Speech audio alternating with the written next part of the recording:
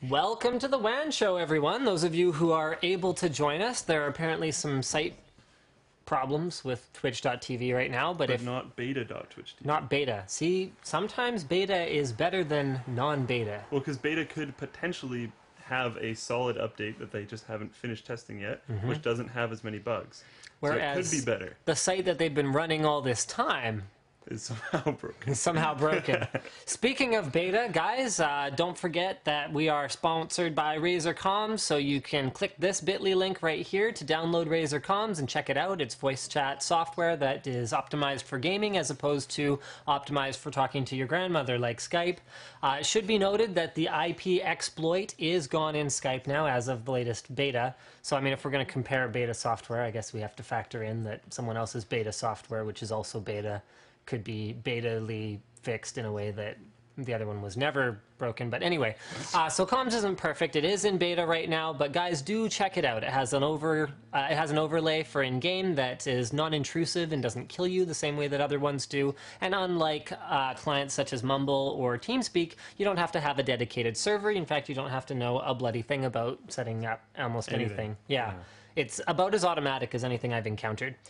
So, without further ado, let's do a quick overview of what's going to be going on today. So JJ is our special guest. He'll be joining us in probably, actually not that long, because we're quite late today. We're very sorry about that. JJ from ASUS, if anyone's wondering who JJ is. Yeah, JJ from ASUS will be joining us on Razer Comms. What else we got lined up for today? We've got pressure cooker rundowns on someone's house. We've got USB 3.0 getting a lot faster. Did you get my joke today? No. What was your joke? I said it was lightning speed. Lightning speed. Oh, yes. I did get that, but then I forgot to actually say anything about it when we were filming NetLinked, so I'm sorry. That's okay. EA? Yeah, EA. Just EA. That is all. AMD has released their 13.8 beta driver. Speaking of things that are in beta, but could potentially make things a whole lot better.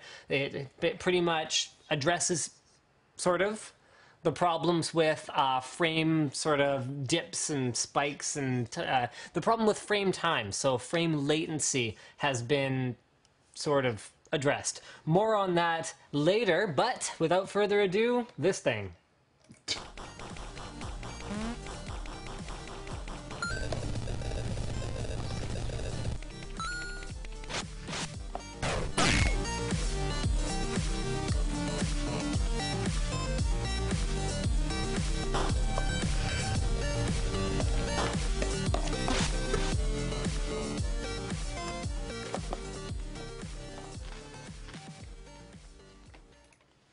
So I took that opportunity to take a couple of bites of food because I'm hungry, and the obligatory Slick has to mute his phone. Yeah, I don't think you've actually managed to mute your phone before a show, ever. Like, maybe once. I'm not sure. There we go. Fixed. All right. Well, why don't we start with an easy topic before we introduce our special guest, and let's go with... You said easy topic, so I automatically assumed EA, but... Yeah, why don't we go back for EA early in the show. So this is an article from Polygon.com. Former EA CEO. Okay, so it's not actually quite EA. Right. Because he's not with EA anymore. But when you're a former CEO, you still have a huge attachment. And the things you say, I mean, if you say something like chasing console graphics, like console grade graphics on mobile is a mistake because, and he goes on to say that investing in better graphics without figuring out what differentiating gameplay you're going to have, without thinking of how gameplay rewards players, is a road to ruin. Prettier games cost more to make, better games satisfy consumers. So to imagine that this is something that he didn't know very recently, when he was still at EA, would be ridiculous.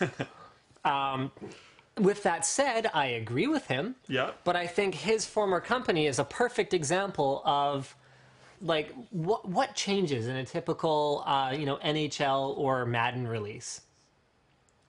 Usually just the graphics. Graphics? I've heard that No. recently they've added a few things. They change rosters. Give them credit. Give them credit where credit is due. That's more NHL though? Not like the NHL organization, not EA, because they have a partnership. So NHL is like, here's the new roster, put this in your game. Right, but EA does it.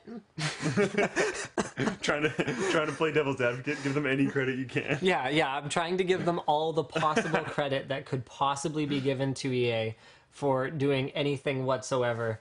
But yeah. Audio. No, I don't think anything's wrong. Someone said, Audio is fine. oh, I saw two people say, see, we want audio, Okay. echo. Yeah, I don't know. Most people say it's fine, so Yeah. it's fine. So anyway, that's our EA news of the week. We were actually discussing earlier this week. Maybe what we should do is we should have an actual dedicated show for just EA news of the week, because it takes up a lot of time on the WAN show that we could spend talking about more important things. And the thing is, it's very consistent. It's almost like a segment. Like we have build logs, EA news, the rest of it, Yeah. guest caller. Yeah. We could just segment it into its own show. We could. We need like a little like intro for it. It should be like I don't know, just like a The huge EA ball rolling down a hill, and the hill is actually a stock thing. and then it's like thumbs up. Yeah, and it hits the thumbs up marker as it comes down. Yeah, that could actually work. That would be outstanding. So I think without further ado, we should welcome our special guest, Call in JJ JJ. from ASUS. Yeah, let's get him to call in here. All right, so we're firing up Razer comms, getting here we go, chat with friend, and starting the voice call. In the meantime, I'm gonna go ahead and add his little picture here, which is awesome, by the way. Yeah, there he is. That's the guy.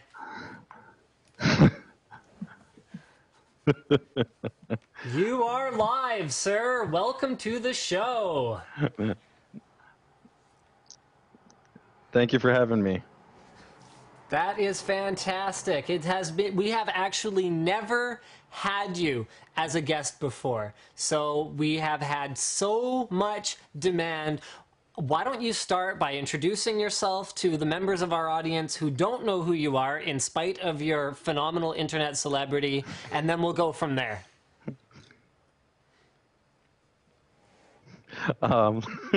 Wow, that's a lot to say. Well, first off, just thanks for having me on the show. I appreciate it, guys. It's very cool of you. So for you guys that might know or might not know, I work for ASUS. So specifically what I do is I handle their technical marketing. And what that pretty much falls into is covering their core component series of products. So at the end of the day, what that essentially means is things like the motherboards, the GPUs, server and workstation products, storage, multimedia, networking. It's been a lot of different product over the entire time that I've been with the company, which has now been about 5 years. And now really my focus has started to shift to pretty much focus in on just kind of the GPUs and the motherboard line. And actually, fairly soon, I'll actually be transitioning into a little bit of a different role within the company as well. But I'll still definitely be working with a lot of the community where a lot of my passion lies in terms of providing great information and great insight into what I think that we're doing in terms of our products. So hopefully that gives you a little bit more insight into who I am.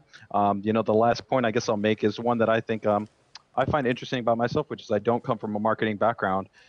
Classically, the people in my position usually major in some form of marketing and college and things along those lines.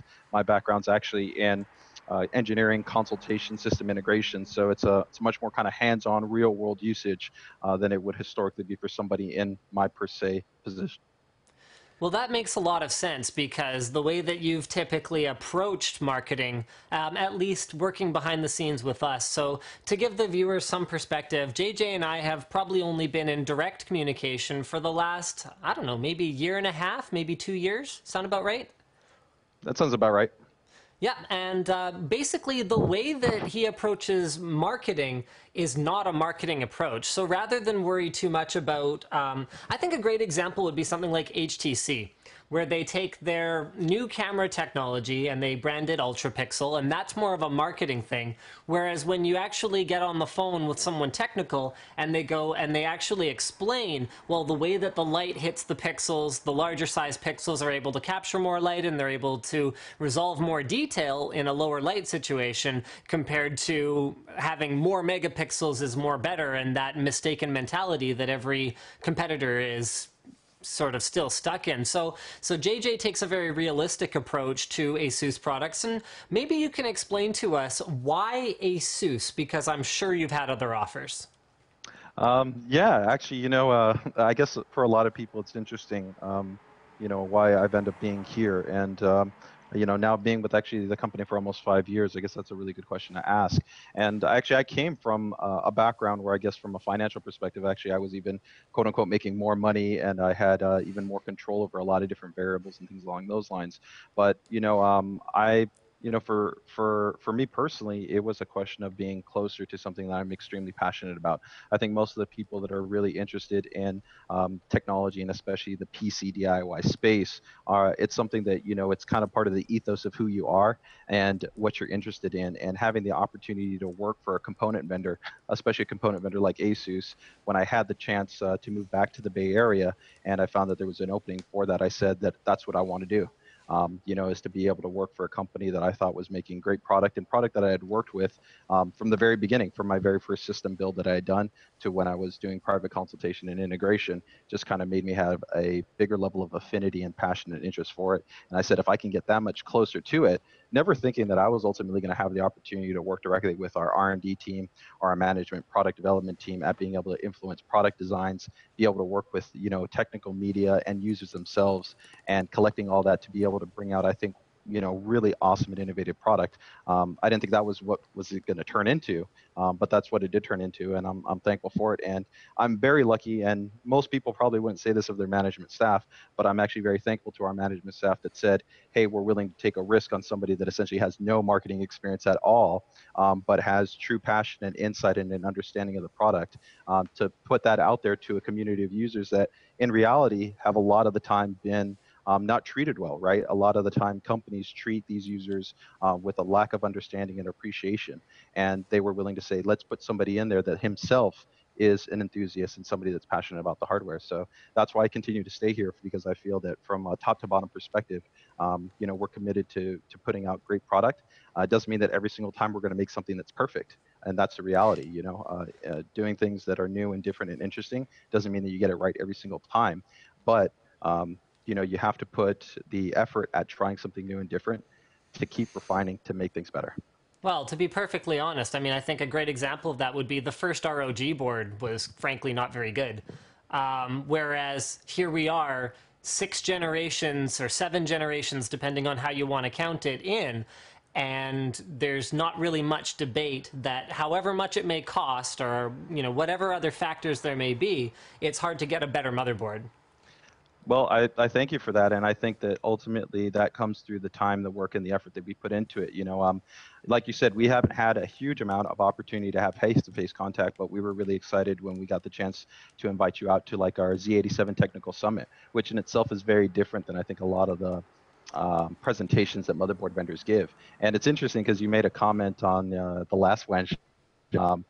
We were talking about a user was asking about overclockability on different motherboards. And one of the things that we were adamant to show there at the show was fundamentally that, at the technical summit was, hey, everything from our Z87-A $130, $140 motherboard was offering the same overclocking capability as our flagship Maximus 6 Extreme board, right? And that's something that we didn't want to shy away from, right? And that's not something normally traditionally a company is going to come out and tell you, right, saying that you're getting the same level of performance from your high-end product versus your entry-level product, right? But where our focus has been is that shouldn't be a point of differential between a product and what it's offering you. That should be a non-negotiable in terms of the expectation of the performance, right? It should be like you've discussed. What's the usability, right? Do you care about audio? Do you care about having integrated high performance wireless, right? Do you want more expansion? Do you need supplemental storage? Those should be the dictating factors at why you pick one board over another board, or the segmentational form factor considerations, right? Do I want to build a cool small form factor Steam box? Do I want to build a really cool XMB, small media server, right? Or do I want to build, a box that I just want to play with and I want to run Linux distros on, right? It might be any one of those variations, but ultimately that's why you should be picking your platform, not because you think that one is going to be somehow more reliable or more stable or better overclocking. There's going to always be a couple of little pieces of information that change things across the board, but we're very happy about the position that we've put our product in, and we're happy that you guys yourselves as well as users have responded to that. Now, this sort of ties into a couple of the things, and I think you were going to talk about a product here on the stream today that our users are going to be pretty excited about and might be in line with what you were saying about Steambox and small form factor and all that cool stuff. But I want to talk about sort of the philosophy of treating the users as enthusiasts. There's a few things that Intel's done, and feel free to opt to not say anything that you feel like you're not allowed to say. But there's a few things that Intel's done over the last few years that have felt like they went from catering to the enthusiast to not catering to the enthusiast. You look back even 5 years ago, and Intel was going as far as to cherry pick review samples in order to impress the enthusiast. And on the one hand, you could say it's great that Intel doesn't do that anymore. But on the other hand, you could also say, is it because they don't feel it's ethical, or is it because they actually don't give two shakes of a rat's bum anymore about what the enthusiast thinks about the new processor because they're more concerned with the power efficiency or the, power efficiency and the onboard graphics and those kinds of things. And the other thing is, sort of the other evidence for this is, what is Intel's enthusiast platform anymore? LGA 2011 lacks a great deal of functionality compared to the mainstream LGA 1150. It has no quick sync. It has no Thunderbolt. It has no official support for higher speed memory, no smart response technology. It has more SATA 3, more USB 3. From the motherboard side, what do you make of all this, and how does ASUS try to be different from that? So there's a lot of questions in there. So we'll try to answer them, I guess, in the order that they came in. So I guess the first one in relation to enthusiasts, I think that a lot of this is relative to kind of how you perceive things. I've been in the game long enough to know what it was like when you had to, move every single jumper on a board and manually set IRQ settings just to be able to get an add-in card to work correctly, right? When you had to manually switch jumpers just to be able to shift a front side bus of operation, right? So if you look at the way that I think Intel actually has support the enthusiast, and by enthusiast, let's relate this to overclocking specifically, because I think sometimes people use the enthusiast term to be really broad sweeping, right, to cover a lot of different things. But I think right here we're talking about overclocking, and it's never been easier to overclock a platform than right now. And that's inherently through a huge amount of the effort that Intel has put into the architectural designs of these CPU parts. Now, some people might not like that the segmentation has gotten more narrow, right? In terms that the CPU might have been adjusted to only certain CPU samples have overclocking capability versus a larger amount. But if we take a look at the fundamental ease of the experience, it's unquestionably the easiest that it's ever been for somebody to come in and be able to overclock a system to a high degree and be able to have a whole nother level of performance available to them. So me personally, I don't view it that way. I think that the focus has become more specific and more targeted to really serving a set of SKUs to an audience that exists and knowing that segmentation and not really over-designing a product for a majority of a market that might not utilize it, right? Would it really make sense to design 10 K SKUs? I don't think so, because in reality, most of those K SKUs are going into systems that are never going to be overclocked. I mean, No, right now... it's probably a good balance right now, where it used to be, actually, this is a good point, because that was around 5 years ago. They had Extreme Edition, which was $1,000, and then everything else was not really overclocking optimized in any way. Yeah, no, I think you're right. So I think it's a pretty good balance. I mean, I think I'd love to maybe see one more K part, at maybe a little bit more price aggressive point. So maybe something like $125 K part, just to make it kind of really fun. Maybe like a dual core? Yeah, something like that, just to make it kind of interesting for somebody to play around with a little bit more. But overall, I'm okay with the positioning. I mean, if we take a look, we've got pretty good price diversity at about the, $225 to $250 price point, all the way up to $1,000 of overclocked parts. Now, on the chipset side, I think that comes to an architectural focus. The X79 platform is a beast of a platform when you're talking about the amount of cores, cache, PCIe lanes, and memory bandwidth that it has.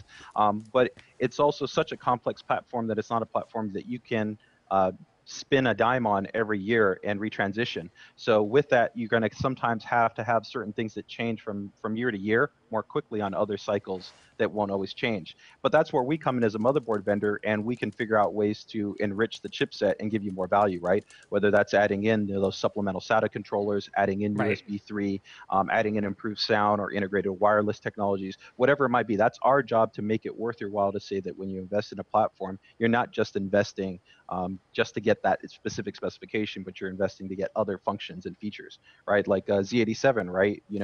It's got a ton of different stuff, but we implemented support for like NFC because we saw NFC was becoming more popular with mobile peripherals, right? Whether like smartphones or tablets, right? So we said, hey, let's make it that much better that if you're also going to buy a new chipset, you're probably one of those people that's also buying a latest generation smartphone. So wouldn't you like to be able to maybe quick log on your system or like launch 10 programs in the swipe, or something like that? So I think, and keep in mind that there is going to be a transitional refresh for X79, but when it comes down to it, it's about usage model, right?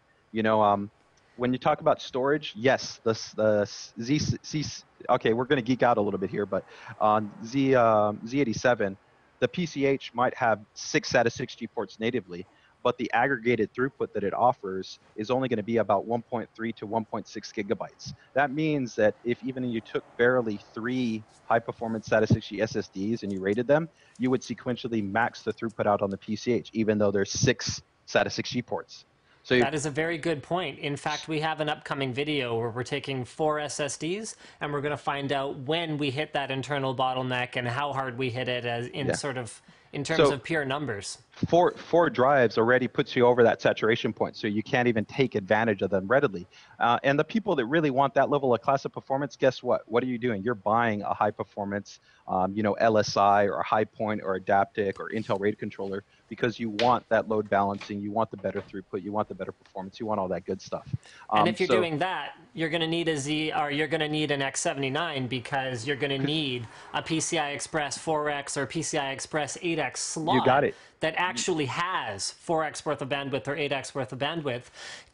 Maybe talk a little bit about... Exactly, you want all those lanes. Yeah, you nailed it on the head. That's what and that's what it comes down to, is we just need to balance out realizing that there are different usage models for different platforms. And it gets back to where we talked about picking the board. Pick the board based on what you're going to do with your system. I'm sure you guys get inundated with questions like this, just like I get questions. People say, what should I buy? What should I build?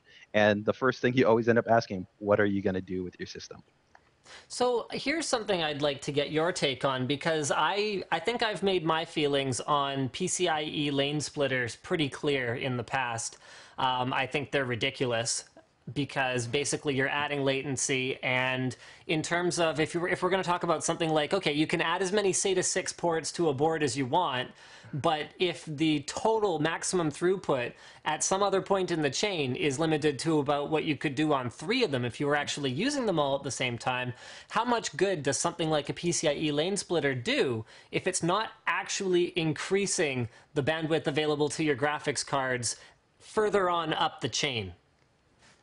I think, once again, this is about usage model, because when you use a multiplexing chip, let's say like a PLX or what in the past might have been like an NF200, it's not always about just graphics, right? So an example might be like our Z87 Deluxe board. It's got a PLX on there, but the board doesn't support 3-way and 4-way SLI. Why? Because that PLX is there for concurrent PCIe controller utilization. What that just means, frankly and easily, is that if I'm going to put the board in SLI and Crossfire, but also want to use the tool NICs that we've put on there simultaneously, plus my supplemental SATA 6G controller and my Wi-Fi all at the same time, I need more lanes than what the CPU can provide.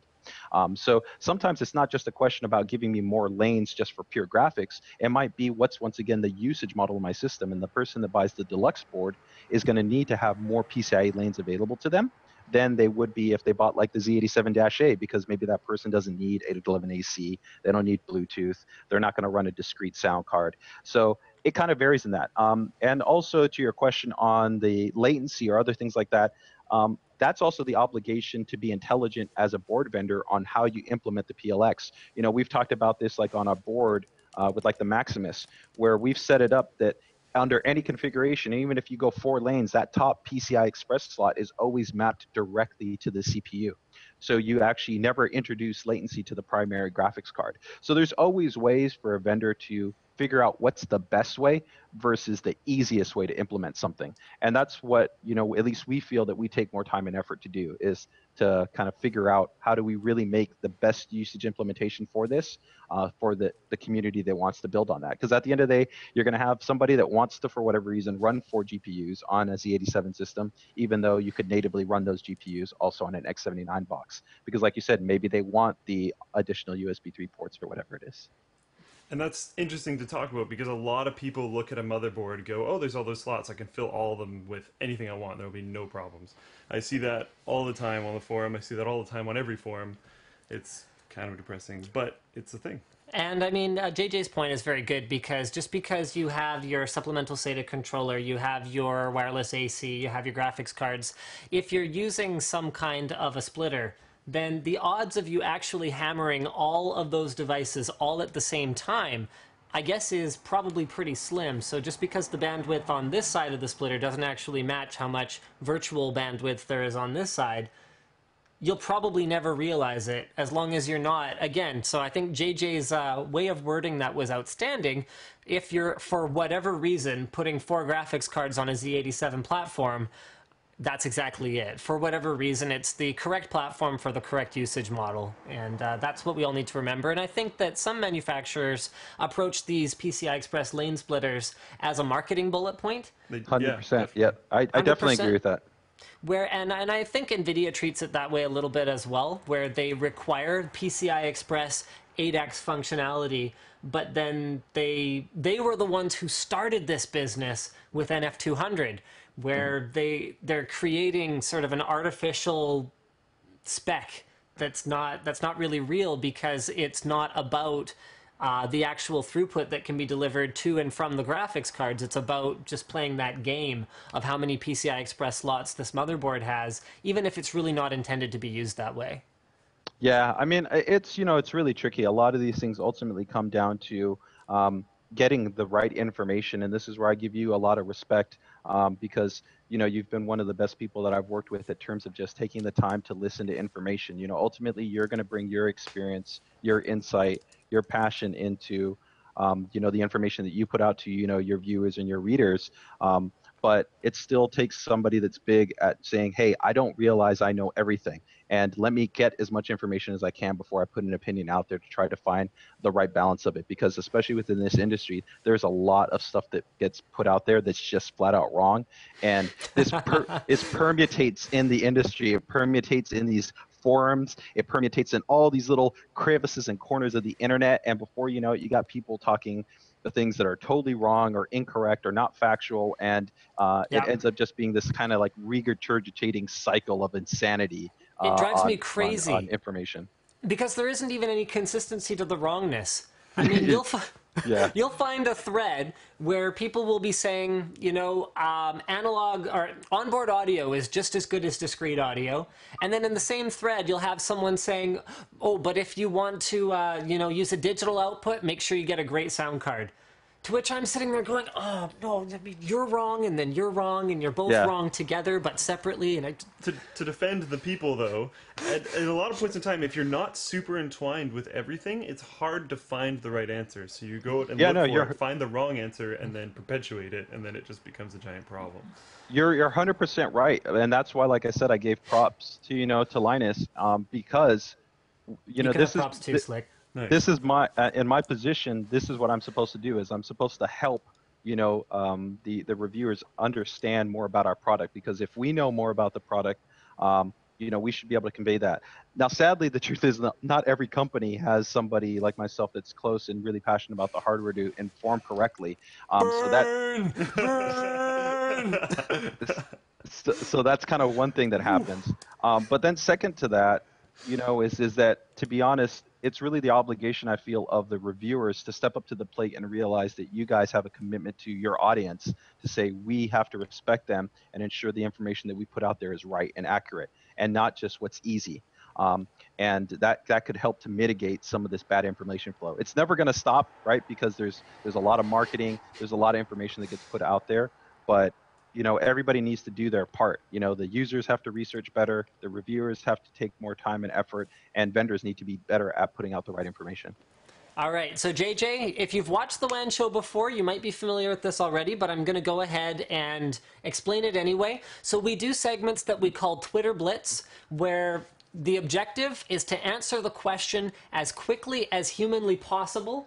And I have actually been in the background asking for our Twitter followers to use hashtag AskJJ. So I'm only going to take the ones from the people who were already paying attention to Twitter here. And I would like you to blitz through some of these for them. So this one I really liked. Is the Tough Series motherboards close to the enthusiast level? Or, okay, the grammar is terrible. Yossi, dude. It's okay. I understand. I'm going to rephrase it. I got it. Tough Series. Okay, JJ's got it. You can read it there. Okay, so long story short, the overall quality is very, very close to that of the ROG. Technically, ROG is going to have a little bit higher end components, but in terms of the overall quality, functionality, overclockability, they're going to pretty much be identical. The main difference is going to be ROG will have a specialized set of features that's more targeted for improved audio, networking, and some esoteric overclocking options. And what I mean by esoteric is for the guys that want to get into the nitty and gritty. This is not for the normal people that are interested in saying, I want 4.6, 4.7, 4.8. This is for the people that I care about adjusting tertiary level DRAM timings. I want to be able to modify PLL voltages because I care about making my, voltage for my CPU, 0.2 millivolts slightly reduced, but I want the options to try to figure that out, and I'm willing to spend 2 more hours to get there. So that's really where the differential is. But in terms of you're not getting an inferior product. Okay, great answer. Any new sound cards on the way? Oh yeah, definitely. If you checked out actually in the show notes, I'm actually testing right now our Zonar Essence STU USB. So this is going to actually be kind of like the Zonar STX, but it will be a USB edition of this sound card. So I've been really, really happy with it. I'm really excited about it. And that's going to be not too far away. It'll be probably maybe towards the end of this quarter that it'll be coming out. It's pretty badass. So I'm pretty excited about that. I've also been testing out a smaller kind of in-between model.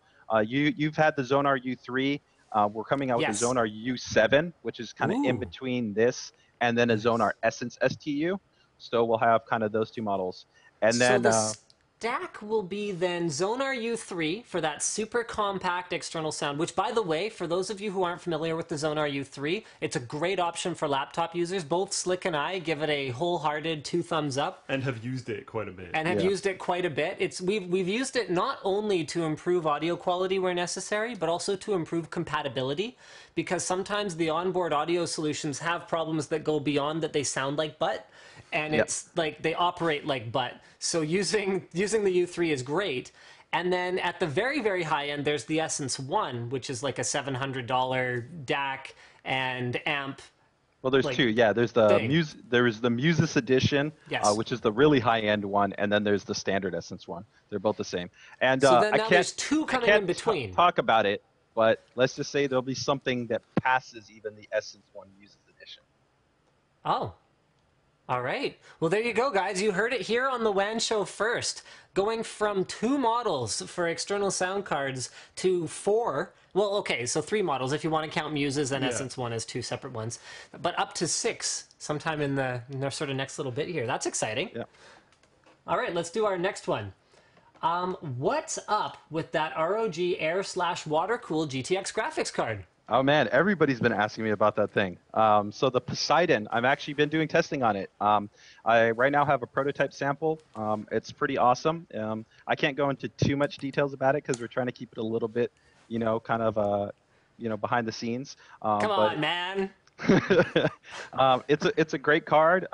It's cool. Everything works. I mean, I think the thing that's going to be coolest is that flexibility, right? You've got just like our Formula Series motherboard, you can run it passively or you can run it underwater. So it's your choice. So you got that great flexibility of doing either or. So if you're first going to start off in an air cooled rig, but you think maybe 6 months down the road you're going to maybe upgrade into water cooling, it's a really nice option.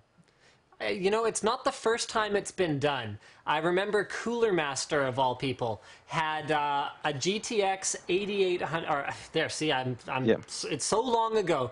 8800 GTX, 8800 Ultra Cooler that had like this weird solution where it was actually just a reference cooler, and then it just had like a heat pipe that wasn't sealed anymore that was connected to like some weird like fittings on the top of it. So. Yeah. You guys obviously looked at products like that in the past. What did you do to make Poseidon different? Well, we've actually had products like this in the past. We have to go way back, but if users that are diehard ASUS followers, they'll remember ASUS's graphics card series that were underneath the Magic line. We actually we had models that actually were water-cooled models as well. But for this generation, I really think that the big thing is, and the hard thing anytime you create a dual design, is making sure that it works under both. Right? Is that it's easy to make it work great if it's just water cooling, but it's not so easy if you also want it to work really well in terms of the air performance for passive duration or under an air cooled. So, we've probably been working on the design for almost a year, about the same length of time that it took us to develop that 10 millimeter heat pipe that you took a look at on that big fat GTX 780 DC2 card. So it's just, that's really the hard stuff, is we go through maybe about 6 to 7 sometimes prototype samples, revising the design, trying to find a balance. It's tricky work, but that's what makes a good product stand out, right? Is attention to detail, right? Next Twitter question. Oh, sorry, go ahead, that Slick. matters, going through different prototype stages, because a lot of companies will just be like, "Oh, it costs a lot to make another one, so that works good And enough." it does cost a lot to make another It one. costs a ton. Yeah. Yeah. Okay, great question from Dave here. ASUS has kind of got their hands in everything at this point, but if you were to pick something that they haven't done yet, what would you like to see it be? I think, okay, I'm going to rephrase this. Yeah. What isn't being done right now that you think ASUS could walk in and improve? That's a tough part, because I think in the areas that we haven't grown into, I think that there is really good product. Like, we get a lot of people that ask us, "Hey, how come you're not making, coolers or power supplies, things like that?" And we work extensively with every top tier partner that's in the industry on this, and we feel that they're making outstanding product, and we actually provide a lot of feedback to them. We give them our insight and our analysis. So in a lot of ways, we're part of that development process already with them. So we might not be the company that's putting it out there, but have we had information that is pivotal at getting that product refined? Yeah. I mean, when you're the number one branded GPU manufacturer in the world, number one board vendor in the world, you carry a lot of weight when it comes to putting in feedback on a lot of points. For me personally, to be honest, I'd much rather see us continue to specialize on special product groups. So once again, I can't go too much into it, but take, for instance, when you talk about a motherboard, right? Why would a motherboard have to be based on an Intel or an AMD chipset? Why couldn't it maybe be based on an SoC chipset? Why would it have to be targeted at even running a Windows operating system, right? Or other examples might be, what about having a motherboard that's actually entirely independent of an operating system, but works purely on a hardware input level. So you could have it switch feedback and inputs from, let's say, audio and video sources, but still have flexibility to have hardware level processing that you could bring in from your CPU or from a GPU associated to those inputs. So there's a lot of interesting things that our team is continuing to look at for the long term, because we're passionate about the do-it-yourself experience. So I think while everybody thinks that sometimes everything has already been done, we definitely have the perspective that there's a lot more cool stuff that can be worked on and achieved even in the product groups that are out there right now, at least that we're working in. I already know. Oh, okay, Slick, go ahead, and then I'll move on to the next question. It's interesting because not all that long ago, I don't remember who it was. I think it was, for some reason I'm thinking IBM, but a big guy in a big company said that there wasn't any innovation left, or there wouldn't be soon, and that people were just going to have to improve on things that we already have. And while it's still improving on things that we already have, if you're making massive fundamental changes two current product lines, I see that still as innovation. Absolutely. I mean, sometimes innovation can even be looking back at an older strategy and going, well, maybe we weren't so wrong back then, and bringing it back. I mean, I think for the longest time, the motherboard has gotten more and more tightly integrated, whereas a manufacturer like ASUS that goes beyond the motherboard and goes, well, no, I mean, we're making great onboard sound, but we still think that someone needs a Zonar Phoebus or an Essence STX. You know, you look at more specialized hardware, like something like a Red Rocket, which is specifically designed for accelerating, working with 4K, well, specifically red footage. Maybe something like what you're saying, where there's actually things that we can add to our PCs that are PCs, so more like supplementary processors. So going back to like the coprocessor days. And stuff like I think that's. Sorry. Oh no! I think you're on it, and I think the only thing I was just going to touch at that is, I think that we're in a very unique position to understand the opportunity to continue to grow really well, because we're really the only component vendor that has our foot in so many spaces, right? Where we have an awesome networking division. We're making tablets, we're making cell phones, we're making monitors, we're making motherboards, we're making sound cards. We're in all these different spaces. And so we have this real big kind of cross-contamination of all these technological kind of integration I'm quoting you points. on that. Cross-contamination. Well, that's what it is. It contaminates. You know, it's the technology kind of gets in there and it festers, and it makes you go, well, why can't you have, you know, this feature, this function from this device into this other device? You know, I don't view it as being negative. You know, I view it as like, contaminate me some more, you know? Oh, wow. That's fantastic. All right, let's see if I got maybe one more. No, I don't think that one's that interesting. No. Oh, well, what was that? Oh, which one do you want? Oh, no, I was just wondering which one was that interesting. Oh, well, okay, here. I'll let you tackle it if you want. Someone asks, with the MSI Gaming Series boards rivaling ROG on performance, because as you yourself said, there's not much segmentation left anymore in terms of something like CPU frequency. So let's read it that way. Will ROG prices drop to more affordable levels? You know, that's a really good question, and I think that's our responsibility to help people realize why ROG historically has been on the premium in terms of pricing. And I think if you look at the work that we've put into the product, it's because that we've never banked on just being the feature set relative to overclocking. You know, I've spent considerable time with you actually detailing this out, where if you look at ROG, it's really been the leader at a huge amount of our design innovation. If you think about it kind of like an F1 formula concept, the first digital power solutions for motherboards were implemented on ROG, or the first time that we integrated Intel NICs was on ROG, or our advanced fan expert technology having, you know, 3-pin and 4-pin control, temperature target modifiable control. That was all on ROG series motherboards. But when you try something new and it's entirely different, guess what? It costs you more time, effort, and money. And that has to ultimately come into the cost of the product. And I think ROG users kind of have realized that. They've realized that they have gotten the best technology that we've been able to put out on the market at those times. So that's one important thing. But I think even more importantly, ROG technologies have trickled into a huge amount of our main products. So by virtue, while they're not an ROG board, right? When you bought like a Pro Series motherboard or you bought a Sabertooth board, guess what? You got Fan Expert 2. You got a digital power design. You got the UEFI features. You got the Fan Expert 2. You got the USB BIOS flashback technology, right? All those things that start on ROG board. So by virtue, we're actually giving you ROG technologies in our other boards that are at a lower cost. And we're also always trying to look at how can we balance the pricing, and that's for like this generation why we came out with the Hero board, right? That was targeted at being much more price aggressive than even our formula board in the past. So, you know, I think that's one thing. You pay for what you get, really, and I think for us, we've always been adamant that we're going to justify the price that you pay by putting in the work and effort to give you stuff that's really awesome. I mean, the sound design alone, right? Supreme Effects, even if you have a competitor like MSI that copies our sound design, while it might not be the same, we're going to still go that next generation and say it's not just about Supreme Effects. Let's add in Sonic, RIADR, right, and Perfect Voice, because we want to give you that much more value. So, you know, that's our job at the end of the day. We have to keep pushing the envelope, and we have to have a diverse product stack that's going to give you a huge amount of value for what you're paying. So, you know, at the end of the day, competition is good for everybody. It forces you to either be innovative, or you know, you end up losing out to a competitor. And I think that we're going to continue to up our game. Okay, I think that was a great answer. I'm going to add a couple of things. So, Jamie, to say to sort of directly, yes, you can get ROG boards or technologies for cheaper. You can wait a generation.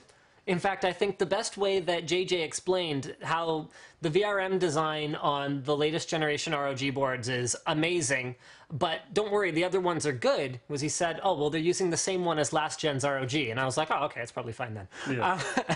And then the other thing is, will ROG prices drop? Well, they are. Hero board, as JJ already just said, you know what, you weren't able to get it at launch for LGA 1150, but it's coming. And Formula already happened. There never used to be a Formula. That came along after the Extreme tier board. So all these things are happening, but basically there. If you want to pay the premium for the R&D that made that board possible, that will ultimately make those other boards later in further generations possible, then you got to pay. I think that's fair. Yeah, I mean, I think it's like that way in a lot of technology, right? I mean, you know, if you look at the companies that usually lead the industry in a lot of things, usually you don't get innovative product that tends to be lower in cost. It's just the nature of the beast, right? I mean, things that are really well designed or have really new functions or features tend to cost, you know, time and effort and development costs. But you're 100% right in terms of we still, at the end of the day, have to try to make a product that is reasonable in terms of the price points. But you know, there's also everybody's relative to what price they think is also high and low, right? You know, like when you guys were talking monitor, somebody might think that 4K monitor is only accessible to them at $750, but the small videographer, you know, that is doing content creation might think, man, you know what, $3,000 compared to $10,000 is a really good value for me. Which it wasn't that long ago. Yeah. So, you know, a lot of this is also relative, and that's why it's important to just have a diverse a diverse product stack, right? And that's actually great because the context that you're giving is very meaningful right there, because to put this in perspective, the $3,000 4K monitor is actually not that big of a piece of the puzzle that would be involved in switching Linus Media Group over to 4K production. So we would need anywhere from around $4,000 to around $10,000 worth of gear for our $8,000 camera in order to even shoot in 4K. So by that point, when we spend another $3,000 on a monitor to monitor in 4K and to work with 4K footage, I mean... that's not even including server infrastructure, drives. Drives are going to be huge because 4K footage is massive. Yeah. And we already fill up our massive server. I know, the NAS is almost full. I know. I'm going to have to, like, buy drives, or better yet, get on the phone with someone and tell them I need drives. By NAS, he means like his 4U rack. Not really just like your little 4-bay NAS. It's huge and it's getting full. Here's a question. JJ, this is totally unrelated to anything. What's the sort of the weirdest thing that you run personally? Because I think Slick's point about my NAS is kind of like, that's probably the weirdest thing I have, where it's like this 4U Norco. So it's like a super cheap 4U case with 24 hot swap bays in the front. I managed to get my hands on a 10 gigabit switch, so it has, and then I have like direct attached copper cables and like these weird esoteric cards that I got for $250 each, and it's running some like Eureka card that's like a billion generations old but still super fast. It's like a 24 port card, and it's like just the randomest stupid thing ever. What do you have anything like that really you geeked out over? I don't know, man. Every system that I have, I've got 7 systems at home, and they're all kind of like, you know, my kids, right? So, I don't know. I guess the most specialized system I have is probably for my Blu-ray. I'm a really, really big video guy, and so I still buy all my stuff just because the quality on streaming or on-demand content is just too subpar for me. It's just too compressed, too granulated, and I want to see stuff as close as it is to the quality of what it was been produced at. It's kind of like a poor man's kaleidoscope system. If you guys what kaleidoscope is, it's this really high-end kind of professional Blu-ray storage system that like George Lucas and people that have a lot of money can afford. So I've got a similar setup where I rip them all and then digitally stream that out to my home entertainment system that I have set up. So that's probably the most kind of... How much storage do you have in there? I have right now 8 terabytes of storage in that system. Very nice. Very nice. What are you using to run that? Are you running on onboard RAID or? No. Yeah, I have that right now with an actual Arica a professional controller card. See, that's not that different from my crazy thing. And he was like, sort of, you know, seemed like you weren't going to have anything, but that's awesome. Love it. All right, let me Oh, see. sorry. I'm gonna... Yeah, I think it came through. Sorry. Yeah, that's 8 2 terabytes. Ah, so 16 terabytes. Oh. Yes. Yep. Okay. That's more like it. Okay. Oh, that's I was great. like, oh, okay, that's an okay amount of storage. Yeah, that's okay. No, now we're talking. Yeah. That's about right. What drives are you running? What do you think of the red drive? It's not a bad drive. I mean, for its intended purpose, it does what it's supposed to. I mean, it's very funny when you ask, I guess, a question like that, because the first thing that pops in my head is like WS motherboards. There's so many users that right now run products, but they run them in kind of pseudo ways for misintended purposes. You know, there's a lot of people that perceive that anything that they buy is designed for 24-hour operation, and they don't realize that it's not. There's a reason why somebody like Western Digital produces a drive that says that it's rated for 24-hour operation, because it's designed to handle that type of workload or those type of temperatures. I'm always a fan, to be honest, of segment series product. It doesn't mean that it's going to be everybody's cup of tea, but that's okay, because it was designed for a specific usage and a specific model. So that just, once again, comes down to, I think, like the topic that we talked about at the very beginning of the show, you know, picking the right parts for what it is that you're actually doing. You know, if you're not going to be running a type of configuration that needs that, you don't need it. All right, so there were a few new products coming that you wanted to talk about on the show. Why don't we transition into that before we do a little bit more Q&A? Yeah, sure. Whatever. I mean, for me, it's, you know, I think a lot of people have heard about these. I'm more interested in answering the questions of people. You know, I think they can always find out about those products. So what I would probably say is, if you just want to note on a couple of them, and if anybody's got questions about them, I'd be more than happy to answer them. All right, well, there was someone asking about Mini ITX, so I think we have to talk about the impact. Sure. So I know when you came out to the Z87 technical summit that we have, that was one of the boards that we worked on, because we had a huge amount of people always asking us about, when are you guys going to make an ROG Mini ITX board? And so I'm very, very happy to say that in probably about a week and a half, we're going to be releasing the Maximus 6 Impact board.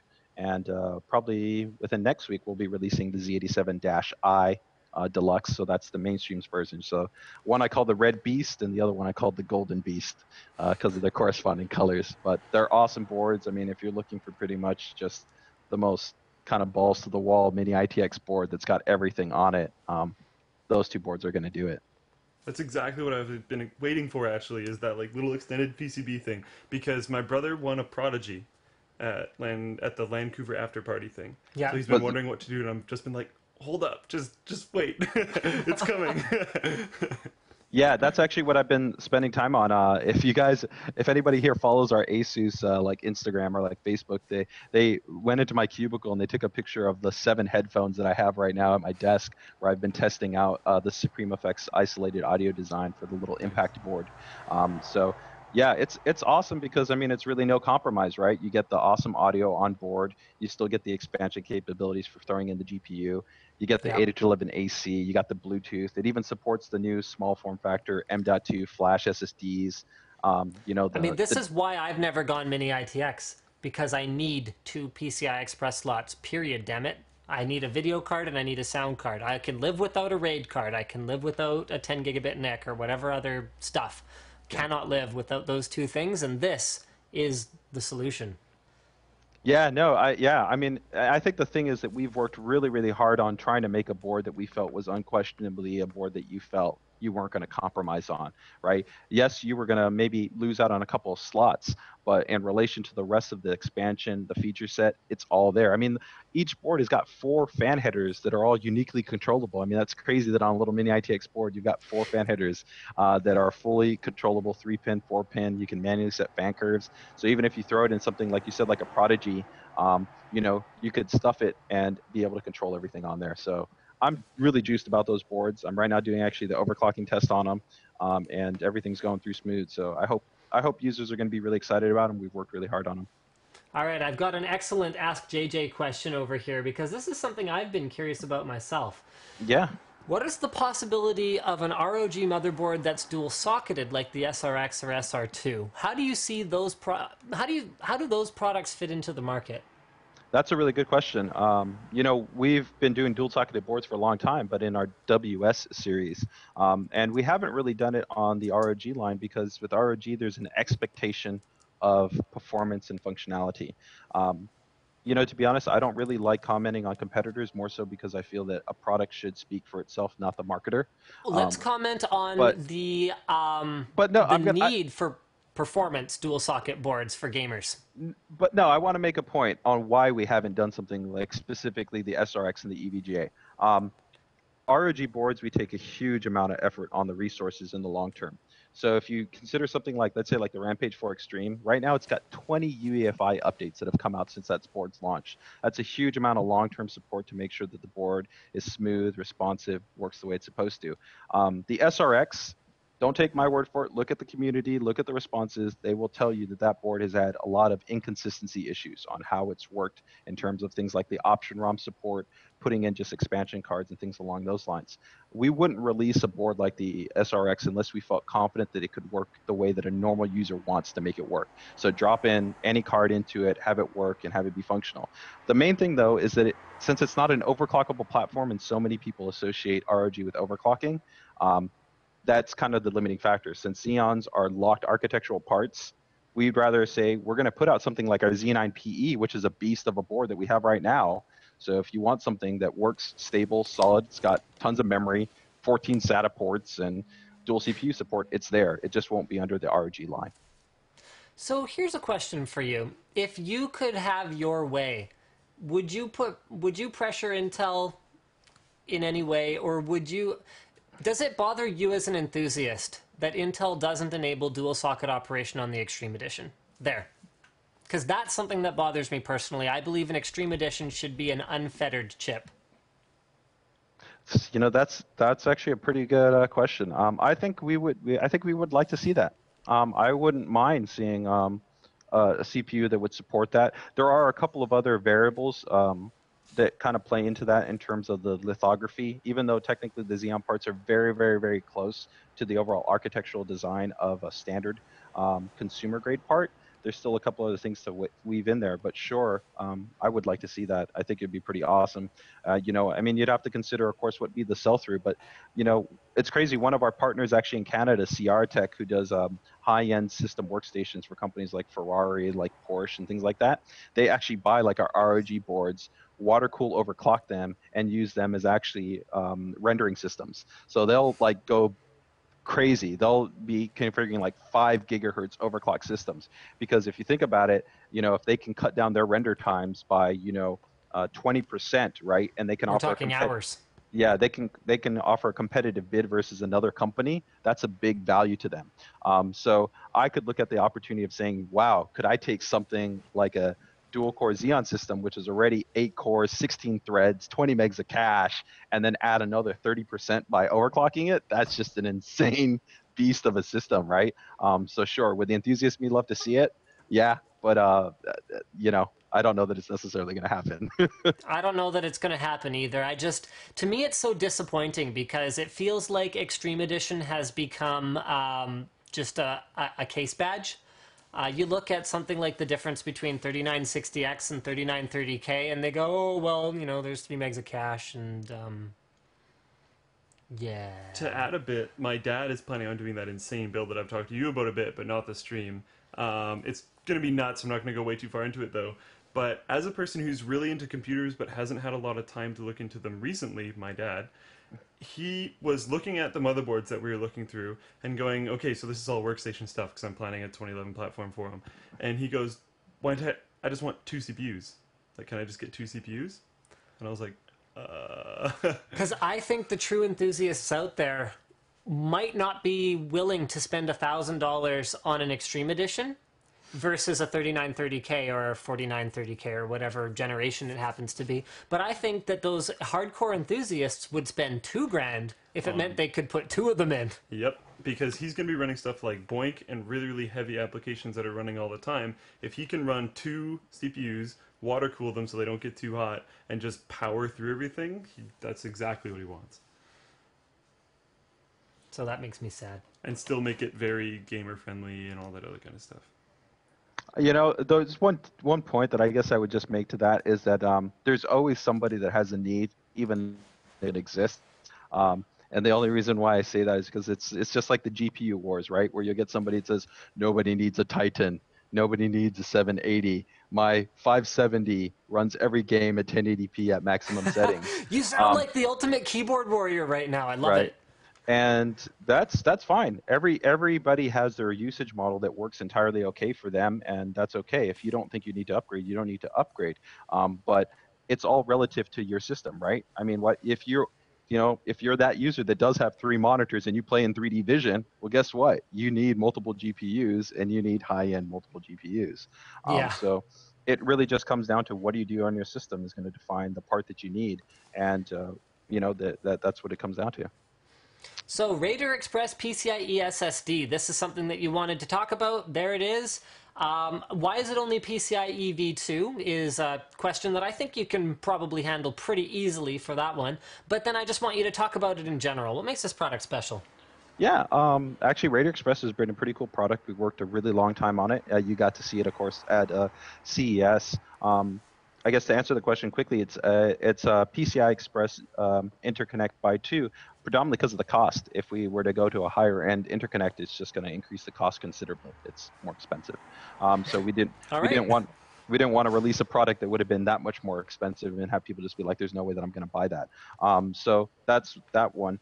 In terms of the coolness of it, though, I think it's a really flexible part. I mean, there's still a lot of people out there that are on chipsets like X48 or P45, P35,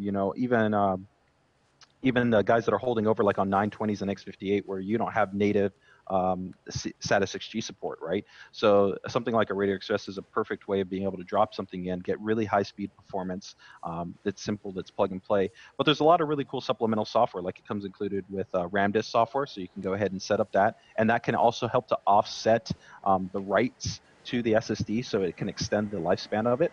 You get SSD caching support. That's also included with that, so that if you need to be able to have high capacity but improve performance, you also have that functionality. And there's some really cool supplemental software that's also tied into it. So it's going to be coming out probably in about, I think, maybe about like a week or 2 weeks or so. But it's a pretty awesome little drive, But is it going to be for everybody? No. I mean, if you're probably like on Z87 right now and running 2, high performance SSDs like Neutron GTXs or something like that. That's probably a great fit for you already. So you're not necessarily going to be the person that would be targeting a RAIDR Express. Okay, I think that covers it pretty well. This is a question that has kind of a sad answer, I suspect, but I've seen quite a few people ask it. I don't have the particular tweet up right now. Why not more AMD motherboards? And I think we all sort of know what's coming. Wow, that's a question because, I mean, we're the biggest AMD board partner in the world, so we make a whole lot of them. I mean, right there on my list, right, I said that I'm testing the next FM2 Plus motherboards already that we're developing. We're working on some really cool boards for Kabini and Kaviri, and at the end of the day, it just comes down to market share. Do we have more Intel boards than AMD motherboards? Yes. And that just comes down to that there are more consumers that are purchasing Intel platforms than there are AMD platforms. But are we committed to AMD? 100%. We make Crosshair, we make our ROG line for AMD, we make our Sabertooth line for AMD. We've got micro ATX. We're going to be doing even thin mini ITX for AMD. Some really cool stuff there. Ooh, so that's exciting. I can definitely tell you, man, do not worry about our focus on AMD. We're 100% committed to continue to work with them. And to be honest, I think that APUs are really starting to hit their stride. And while I can't go into some of the next generation stuff because, of course, it's under NDA, I'm very impressed with where the architecture is now starting to move itself in terms of the functionality and the capabilities. And I think it's going to get that much cooler. All right, I've got a question from Windspeed. I think, wow, we've been at this about an hour, so maybe we'll make this the second last question. Why are the new Z87 boards gold? Why not black, silver, or white, or almost any color other than gold? Because from the feedback I've seen, it's very mixed. very polarizing, that gold color. Yeah. It's a good question. Long story short, I mean, it just came down to a decision. Some people might think that this is, a very marketing-oriented answer, but I firmly believe and I'm passionate about the fact that I think that we make better motherboards than anybody else. And our R&D and our PM and our marketing team all felt that same way. So when the decision came to new color scheme, we said, let's go ahead and just do it. Let's set the tone as being we're the gold standard in motherboards. And we did that from an aesthetic perspective. So that's the reason why that we went ahead and selected gold. We felt, why not represent ourselves as what we think is the best out there? And to a lot of people that said that they don't think it goes with stuff, I disagree. A natural complement to gold is black. And I think when you came out to the technical summit, I think that the initial look of it sometimes can be a little bit stark because it looks so different than something else. But once you put it inside of a chassis and you realize that it complements anything that goes black with it, it actually works quite well. I don't know if you've gotten the chance to check out, I don't know, did you go to Vancouver? I did go to Vancouver. So did you get to check out the Murder Box project that we worked on? I did check out Charles's, here, I'm going to actually...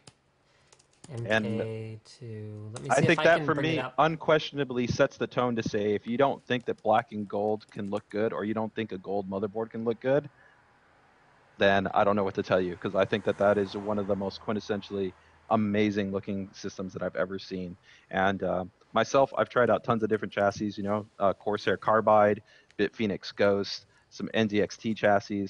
I've done a lot of different configurations, and I think it's actually really easy to find a mix that works really well with the gold look.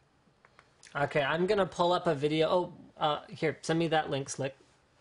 I'm just going to pull this up so that the viewers can check it out and have a look. It's just going to be in the bottom of the dock. Oh, bottom of the dock? Okay. So here's the one that JJ was talking about here, you guys. Let's go ahead and flip that over there. There it is. I saw this in person. Charles is some kind of wizard, because that's what it takes to build something like this. Absolutely gorgeous. And there's an ASUS motherboard. Look at that.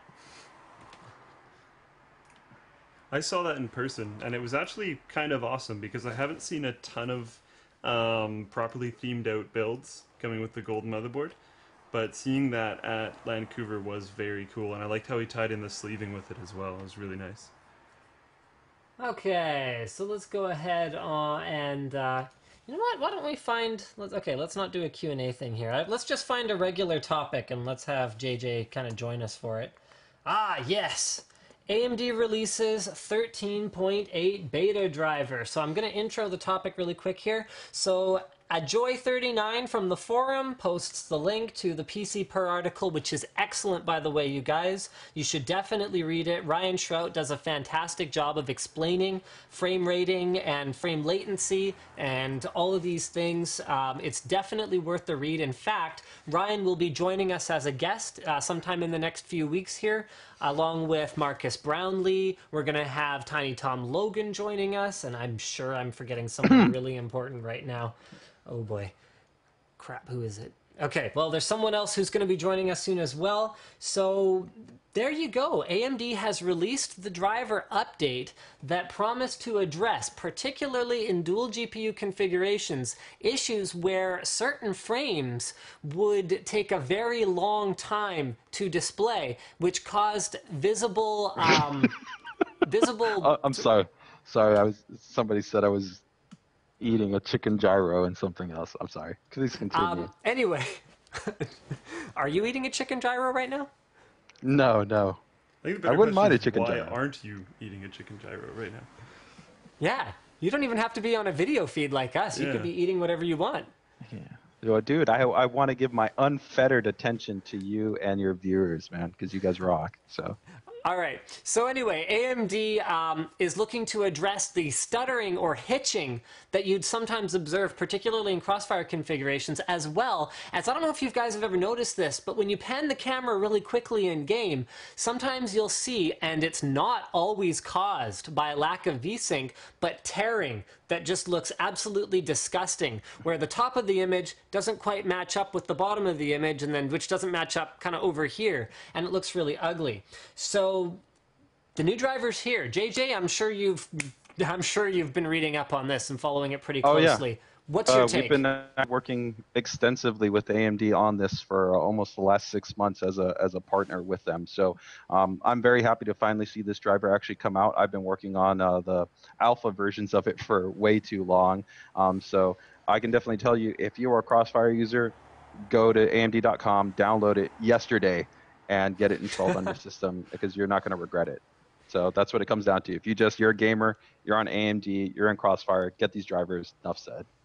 Now, oh, sorry, go ahead. That's really exciting, because it's been a long time where if anyone ever asks about dual cards, especially if they're talking about AMD, everyone just boom, no, don't do it, buy a higher card, which might still be a talking point and might still be the answer, but at least there's a saving grace for the people that already have them and somewhat of a reason for people that want to buy new ones. So tell me, JJ, for you personally, and I know this might be a bit of an awkward question, but if you were going to grab 2 graphics cards for a gaming rig that you wanted to play, let's say single monitor but high resolution games on, which route do you go right now?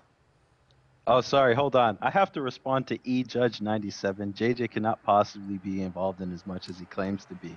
I know he doesn't sleep. So there you go. I think that answers it. I think Linus knows how much of my waking day I spend on this stuff, and that's a lot of it. But anyways, I'm sorry, to clarify your question, what was it again? If you had, bearing in mind that this beta driver's here now, Yeah. where Nvidia has a hardware solution that they've had implemented for a couple generations now, if you were to go dual graphics, do you go for the hardware implementation, or are you willing to look at AMD and Nvidia as on completely equal footing at this point? Okay, I got you. Well, in my analysis, in the time that I've been spending, I mean, Nvidia definitely has done a fantastic job with what's called their frame metering technology, which they have built on a hardware level. But the work that AMD has done with this frame pacing design has actually put them on very, very good footing in terms of the frame latency, not only at the initial output of the display driver, which is what something like Fraps would capture, versus the FCAP system, which is going to capture it at the display output end on what you see on the screen. So when we comparatively look at what really matters, which is the results as a gamer and the experience that you have, as long as the game has been patched and is correctly supported, then you're going to get a fairly parity experience. Now, I think that AMD needs to continue to work on this to improve upon this, and we're definitely committed to working with our community of users and them to keep pushing on this. NVIDIA, I think, has a little bit of an edge right now just because they've been spending more time to optimize the driver set for better multi-GPU configuration. So especially like I was testing out our 4K monitor, that unquestionably was a smoother overall experience with multiple NVIDIA-based GPUs. That's a very good point, because, guys, the new beta driver from AMD does not address multi-display configurations. And PCPer actually also found that it didn't improve things much with GPU configurations beyond two-way crossfire. So ASUS's 4K display actually relies on sort of Eyefinity technology in order to achieve 4K 60 Hertz by having 2 virtual tiled displays that make up one single 4K display. Now, obviously, there's no seam between them anymore because there's no bezel, but if you were a 4K gamer, probably you're going to go NVIDIA at this point. Yeah, definitely. The NVIDIA experience is it's quite good. I mean, I was doing even GTX 760s on 4K. I mean, it depends on the game that you're playing, of course, in terms of the IQ settings. But even that configuration was actually smooth, and it was responsive for the different titles that I was trying out. So they've got a little bit of an edge there, but everybody's got work to do. Even ST Micro, who's an actual firmware company, has to help to patch some things, because right now NVIDIA doesn't have certain hardware implemented. Well, not hardware, but the design of the card doesn't allow for certain output sequencing for the initialization of, let's say, a screen on like a 4K panel. So it's weird. You'll turn on your system, and when it actually goes into the display, you won't actually see an image. It'll just go straight into Windows. So there's things that, like you said, when you're on the cutting edge, it's not really the cutting edge, it's the bleeding edge. And when you're on the bleeding edge, you're going to bleed a little bit, and that's the nature of the beast. But when you get the rewards, it's awesome, right? Yeah, people often tell me that they're jealous of sort of the opportunity that I have to work with the latest hardware that's not even out. And what I usually say is that it's totally not worth it to work with hardware that's not out unless it's like your job, because there's no such thing as Googling an issue, No. because it's not, no one else has one yet. So. Okay, Sam's. Okay, last topic. Thank you for joining us for so long, JJ. You've been awesome, man, but I love it. gonna- No problem, man. I'm going to bring you in for one more. Samsung denies phone test trick. So this is an article from the BBC submitted by ETRJ. All right. This is kind of awesome. I mean, as us PC guys that have been doing this kind of forever, this whole scandal is just like, like, so it's Been like, done. yeah, how done has this been? But Samsung has denied claims that it deliberately designed its Galaxy S4 chip to perform better in tests used by reviewers than in real life situations. So JJ, have you heard much about this so far? I've heard just a very small amount. Okay, so I'll talk to the viewers about it as well as to you, and you can give me your take on all this. So Samsung is saying that on their octa-core chip that it is due to oh crap, what are they calling it? Crap. Anyway, the point is that what they're doing is, in order to prevent users experiencing a fault, they are throttling the GPU frequency below what is their claimed GPU frequency that it runs at. Then what's happening is, in certain applications, for example, mobile GPU benchmarking software, it is actually running at a higher frequency than it does in actual games. So what they say is, under ordinary conditions, the Galaxy S4 has been designed to allow maximum GPU frequency of 533 megahertz. However, the maximum GPU frequency is lowered to 480 megahertz for certain gaming apps that may cause an overload when they are used for a prolonged period of time in full screen mode. To which I kind of say, well, bollocks to that, because I've never heard of any benchmark that isn't designed to push the system as hard, if not harder, than an actual game. So if you bought this phone, how do you feel? You know, that's a good question. I think there's a lot of complex aspects in there. While you might be correct in terms that sometimes benchmarks have higher load dependencies, games have different algorithmic structures and how they have loading policies associated with them. Because of that, it can be very tricky to try to figure out how you could code policies. We actually, as a motherboard vendor, have to face the same thing. A lot of users don't realize that something like, let's say, the C states affect the way that the CPU actually will have its turbo respond. So the turbo performance can actually be held longer or lower, and that can actually vary the actual performance. It can even impact things like your hard drive performance, and that's all up to the motherboard vendor to tune in which type of C state parameters they want, and for how long they want to hold them, and for under what conditions they want to hold them, and even actually what applications they sometimes might want to be able to do it. And this is actually going to even get more interesting. I can't go into too much, but there's going to be some two architectural changes from Intel that will allow for some very interesting things relative to per core tuning that will continue to kind of allow for optimizations relative to applications and how they're running. At the end of the day, I think this just comes down to, as long as they're not breaking information that they're detailing to the consumer, saying, hey, I'm giving you X result and the consumer is actually getting a different result, I think it's entirely up to them to define and design the product how they feel it's going to provide the best performance. As long as they're not breaking a promise to the consumer relative to what they're promised as far as performance, I think it's okay. I mean, everybody's going to have their own way that they decide to customize and set things up. And as reviewers, if that makes it harder for you guys in terms of trying to find a way to consistently benchmark a product, that shouldn't stop a company from trying different alternatives to tweak and tune their designs. I guess the thing that bothers me is, like, when you see Nvidia and AMD throttling the graphics cards in applications like Furmark. Furmark is stupid. Furmark should probably have never even existed from a benchmarking standpoint, because while it's interesting to find out the total the total power draw that you can get from a graphics card, and benchmarkers love that stuff. It's no secret that it was able to damage cards because they just weren't designed to be run like that. And the way that enthusiasts were using it, maybe Firmark wasn't a bad tool, but in the hands of enthusiasts who are used to, you know, running something for 24 hours or 48 hours to ensure it's stable. I mean, graphics cards were not meant to be run like that, particularly consumer grade ones, because it comes down to that thing you said before about, is it rated for 24 operation? If it's not, then you probably shouldn't be using it that way.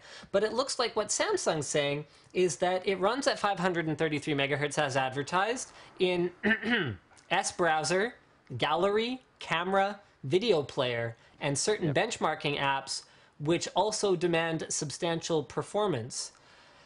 And I'm kind of looking at it going, well, what? So your game doesn't demand substantial performance, but it demands so much that you're throttling it down, but then the gallery's fine. And as a consumer, this is kind of sketchy because it would be nicer, like JJ said, you can things will change, things will be different at different applications, how things are created. But I don't care as a consumer. I want to know how well it's going to perform. If it's going to perform well in your two applications and a benchmark, I do not care.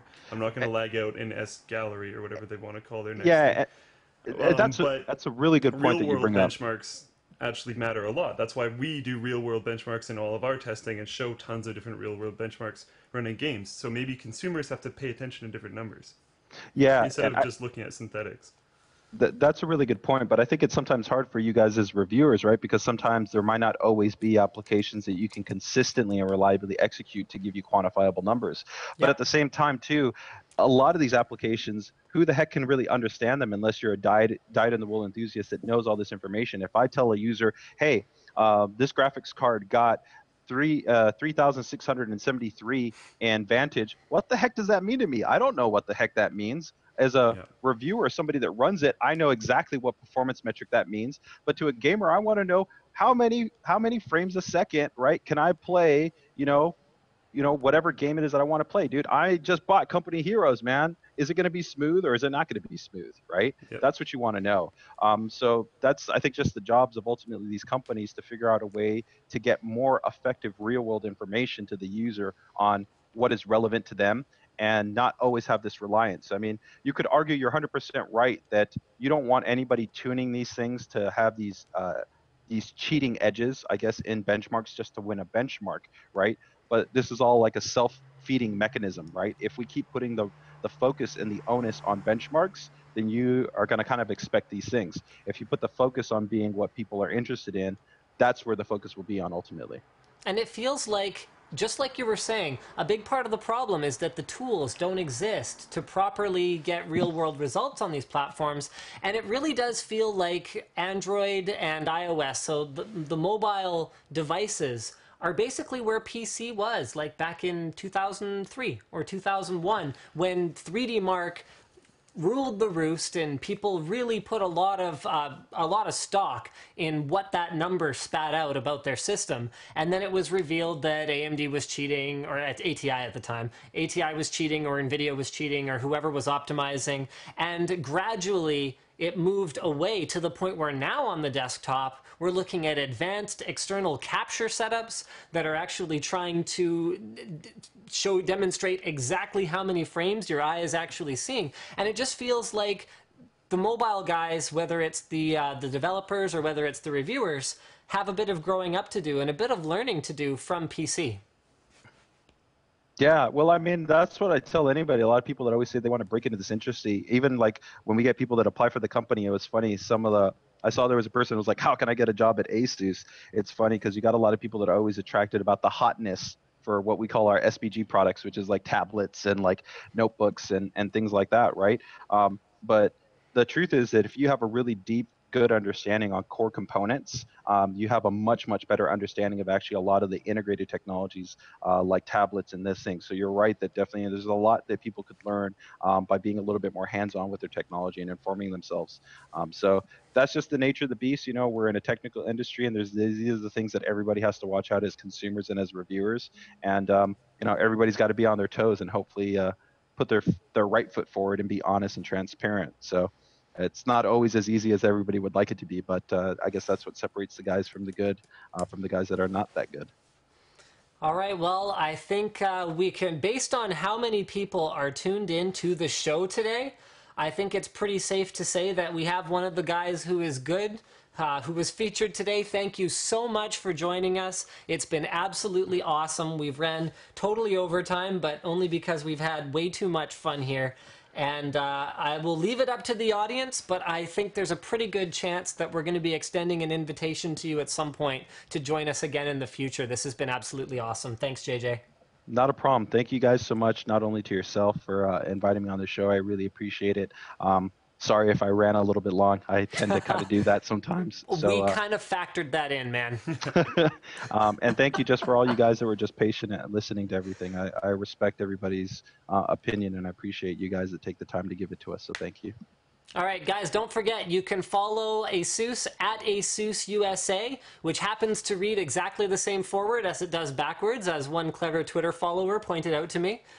So USA ASUS, or well, ASUS USA is the same as, yeah, anyway. So guys, you can follow ASUS on Twitter there. You can also subscribe on YouTube, ASUS ROG, and make sure that you don't miss any updates from JJ and the team. Thanks, man. Yeah, I would also say, I think I talked to you about it too. If you guys see any posts from me in the forums, you can watch out for me, and you'll know that it's me if it's ASUS Illuminati. All right? All right, sounds great. All right, guys, take care, man. Take care. All right, so I'm going to remove his little icon here and turn off Razer Comms. So guys, we remember our live guests are brought to you by Razer Comms. If you haven't tried Razer Comms for gaming yet, you can download it at the bit.ly link right here. It helps us out a great deal if you do download Razer Comms and check it out, because not only is it going to be pretty... Well, depending what you're using, I mean, some people have pretty elaborate setups, but it can be an improvement for your voice communication with your crew, and it's easy to get going. And it also, like I said, helps us out a great deal because they are powering the WAN show these days. So, shall we move on into some more topics here? Because we actually have a lot of topics this week. Quite a few, yeah. We're going to have to kind of blow through them pretty fast here. So USB 3.1 spec has been finalized. Horns in on Thunderbolt's turf with 10 gigabit per second speeds. This is an Ars Technica article. And Super Speed Plus is what they're calling it. There's another one on the way. Like, there's 3.2 on the way, I heard rumors of. And like Thunderbolt's moving forward, and I've talked about this before when they started coining like superphone and all that kind of stuff. We're gonna run out of we're gonna have to expand the English language to allow for more technological. We've already done that. Yes. I mean, Uber's not an English word, and That's all the true. English people use it. Yep, that's true. Skookum. So maybe we can just grab things from other languages. We'll need all the languages, so it'll be like USB, Super, Uber, Skookum, Ownage, like not even real words. It'll be like Ponage. Yeah. Yeah. So for sure. Acronyms, words, everything all mixed in together to one string. That will be the name of your device. Then with like a plus on the end. Oh, definitely. Why not? Plus Elite Edition. And then nice. I can't wait till I can get Elite Edition USBs. I know, right? They better come in red. They should totally come in red. ROG Edition. Red USBs. and gold. That is what ASUS needs to do next. I hope JJ is still watching, because it's not enough to have gold edition boards and red edition boards. Like striping? Yeah. Or like military camo? They should, oh, man. But with red and gold? That'd be awesome. So anyway, 10 gigabit per second is as fast as current gen Thunderbolt, but Thunderbolt's going to be bumping to 20 gigabits per second very, very, very soon. But it still lacks some of the features of Thunderbolt. So, for example, it doesn't daisy chain, so you can't just plug in a bunch of devices to one port. And it doesn't carry a display signal, although at 10 gigabit per second, it probably could. But remember, guys, that there's more to it than just the total throughput and just the connector. There's protocols involved as well. So, for example, again, I was going to mention this, whether JJ was our guest or not, but on certain ASUS motherboards, some of the USB 3 controllers that they're using support a different mode called UASP, which runs a different protocol over the USB 3 connector, and it requires a supported chipset and a supported device on the other end, but actually optimizes it for small file transactions. So if you were running like an OS, or you were working off of an external drive for something like editing video, it is faster than regular USB 3, and when we tested it, it actually showed really, really good performance improvements. If you want to see that, that's an old NCIX Tech Tips video that we did a while back, and it's really good in the right application. And it was even faster than Thunderbolt in certain applications. In the right application. And that was USB 3 5 gigabit, not 10 gigabit. Yep. So it's more complicated than that, folks, which I guess is bad news. Okay, we already talked about the Focus, right? Yes. I think we brought it up, but Night Diesel. I don't really think we actually talked about it. Oh, okay. Well, I You ordered said it one. shocks your brain, blah, blah, blah, blah, blah, and then that's about it. We'll let you know how it goes. Yeah. Oh, I've got a comms message from JJ. He's back. Hold on. On a side note, new Thunderbolt does support daisy chain and concurrent video display 4K and data transfer. So new Thunderbolt is going to have even more feature advantages over USB 3 in addition to just the sheer throughput advantage that will be available to it. More feature advantages than it already has, which is interesting. Extreme Tech article. One sec, just to jump back to Focus, the headset. Oh yeah, the brain shocking headset. DARPA's already using it to train snipers. But they're not using that particular They're using device. of course, but like that technology to train snipers. So the technology is actually legit. Yeah. But whether this gaming grade device Is actually going to work? or is going to work meaningfully, Yeah. or is the FCC approved it, so in theory it's safe. But with that said, it's easier to get something approved in the US than it is in Canada, and I'm not aware of any Canadian approvals that are done on it. So How are you getting it? it's shipped directly here. Yeah. So yeah, Okay. yeah. You Anyway. can still buy it, but The BMW i3, cheap, mass-produced carbon fiber cars, finally coming. This is fascinating because BMW was able to save, it looks like, oh crap, I forget, it's in my Weight? notes. Yes, they saved 250 to 350 kilograms, or 550 to 770 pounds, by using carbon fiber instead of steel for the construction of many of the large panels of this vehicle. That means that the i3 is going to be one of the, well, it's basically going to be an electric car that is not super expensive by BMW standards. yeah, I was just gonna say, so $40,000. Yeah, I think it's 40 to 50. Yeah. Yeah, 50, less than $50,000 is what they're saying about it. Not super expensive. So $49,999 or whatever, Yeah. however you would say that. But it's going to be not super expensive compared to anything else, and it's not going to be super heavy compared to other electric vehicles because the weight savings that they're gaining is going to be made up for by all the batteries that they have to chuck in it. But they're quoting a 100-mile range, and it's going to be available in the US in the second wave starting in 2014.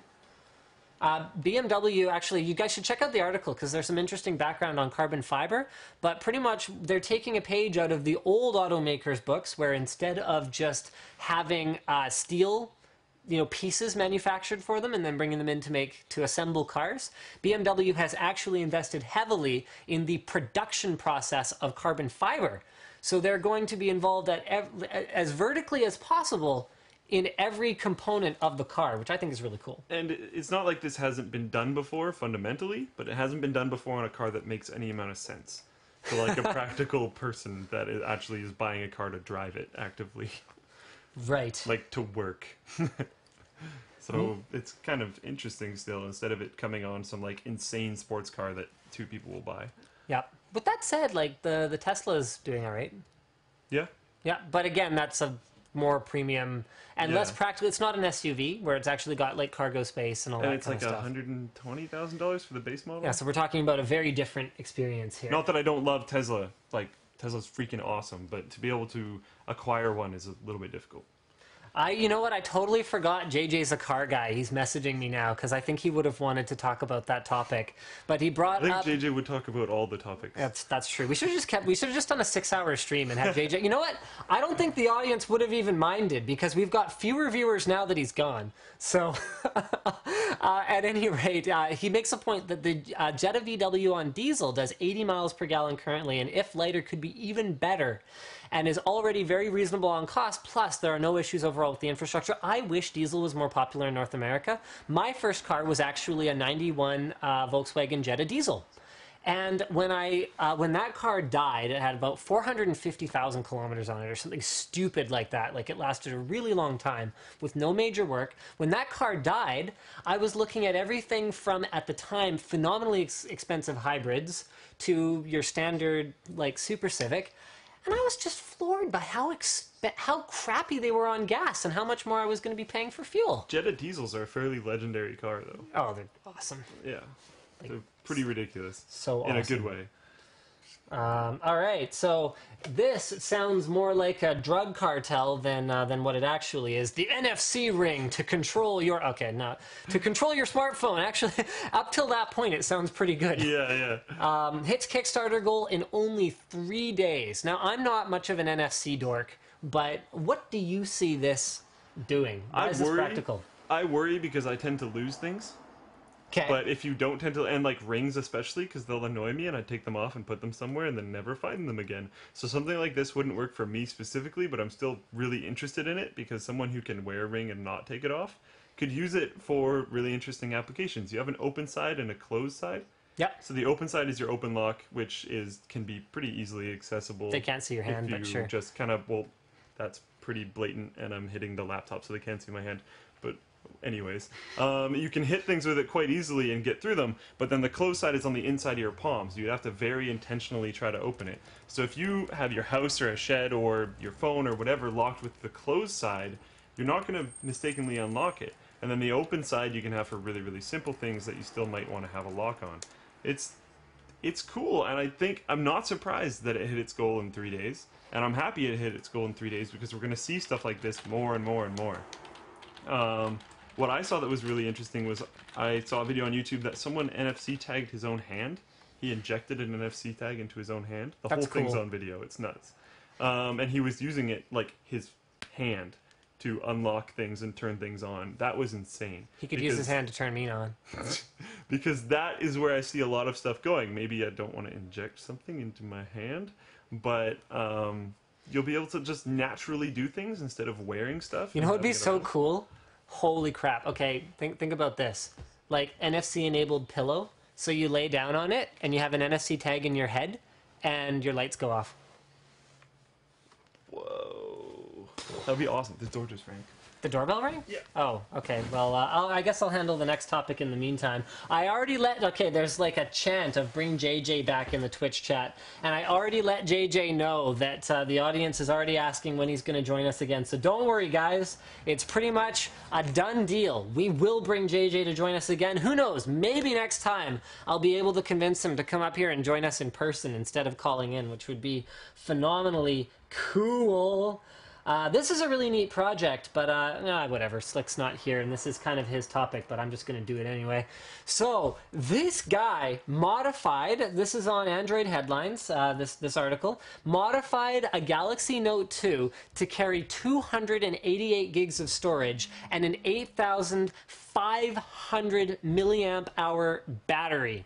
This is one of the craziest mods that I've ever seen that also is not, it shouldn't have been that unobvious, I guess. I'm surprised someone didn't do it before, but it just took someone with the right amount of craziness to go ahead and do it. So check this out. Right here is a massive aftermarket battery that you'd probably normally find in something like an add-on, like an aftermarket back that would sort of actually be molded for it and would cover it and would contain something like that. It obviously doesn't fit 100% properly with a stock backplate, so you can see even this one has been modded in order to make it fit. And then this right here is a ribbon cable adapter from the micro SD slot to a full-sized SD slot that contains a 256 gigabyte SD card. Now, to be clear, guys, a 256 gig SD card, you could buy yourself a new phone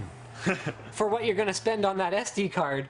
But if you do ultimately want like the ultimate super phone that lasts for days and days and days and has enough storage to hold your like the bulk of your music and like video collection, that this looks like kind of the way to do it. And it's I believe it was the original post was on XDA developers, so you should go and check this out. Remember, guys, we do post the document when I finally get around to it on the forum, so you can check out all of the links to everything we discuss. Is there anything you had to add about that one? I think it's cool because we were looking at the Edge last week, and something that was brought up multiple times was that it's bleeding edge and finally has some stuff that's actually different, and they're trying to differentiate themselves because you see so many phones that are identical.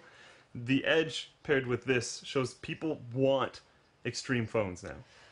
You know what? Why doesn't anyone put a full-size SD slot in a phone? Why not? People want crazy features. And People why want isn't it in a insane space. tablet? Like that, actually, that one to me is, okay, so it all comes back to micro USB for me. The thing that pisses me off about micro USB is it's a garbage connector. terrible. It's not durable at all. We had another one break today on our USB 3 hub. Yeah, I'm super mad. So we had yet another micro USB connector break. Why do we have to miniaturize things when it's completely unnecessary? Mini B on almost every even modern smartphone, with the exception of maybe like HTC One. Mini B probably could have worked. And it's a much more robust connector. On your Galaxy S3, there's no way a Mini B connector wouldn't have worked there. Absolutely it would have. And so to me, something like micro SD is like, or micro SIM, or what is the new one, nano SIM? I think the upcoming Droid X is going to use, or Moto X is going to use it. Why was there not room for an SD card in something like SIM? I don't care. For something like a Nexus 7? If Yeah, SIM works, the who functionality cares? hasn't changed, Yeah. but like an SD card where you get greater capacities and greater speed, which is one of the problems that Android and that Google has with allowing people to use expansion cards, is that they're so slow and unreliable and crappy. Well, if they weren't micro SD, they wouldn't be quite as bad, and you wouldn't have quite the same slowdown issues when running apps and all that kind of stuff that you do with those micro SD cards if you just put in a little bit more space and put a full-size SD in it. And I think people would be willing if there was a like tiny expansion of the actual size of the phone. Because I don't know the last time I saw people actually care when people are like, oh, it's 0.2 nanometers thinner. Everyone goes and puts a bloody case on it anyway. Yeah, like just give it a little bit more space and put a better thing in there. Been asking for it for a long time. So 6 cops showed up, and inconveniently for the police, the lady who lives there, this was submitted by UK Curtis 1995 on the forum. The article we're linking to is from the Atlantic Wire. So inconveniently for the cops, the lady who lives there happens to be a pretty decent writer. I actually clicked through to her write-up about it. So Michelle Catalano was looking for information online about pressure cookers. Her husband, in the same time frame, was Googling backpacks. And there were some questions that the cops had about things that their son had been looking up as well. But ultimately, they had 6 cops show up while she wasn't home, while her husband was there, introduce themselves as police, ask to be let in, search the home because they had, and they basically asked outright, do you have any bombs here? Why are you researching pressure cookers? Why are you looking up how pressure cooker bombs work? To which the husband replied, and this guy's awesome because I don't think I would have had the balls to say this to the cops. Well, after the Boston bombings, didn't you look it up? Weren't you curious? And two of them answered yes. 2 of them were like, yeah. I was kind of curious too. So it's kind of like they left and everything was sort of fine and hunky-dory, but what the cops said was they do about 100 of these calls a week, and 99% of them are nothing, and it just makes you kind of go like, this is how closely we're being monitored at this point? And another thing to add in Heaven is, forbid you want to make like stew and like go to school. part of the problem is that she worked at a workplace and had done searches about pressure bombs there. A lot of people, I've seen this come up quite a bit, is there's additional stuff and they were tipped off by a workplace, not just a wiretap. They had a submission from a workplace saying that she had been fired or she quit or something. I don't remember everything. And she had done searches for backpack bombs and pressure cookers at work on a work laptop.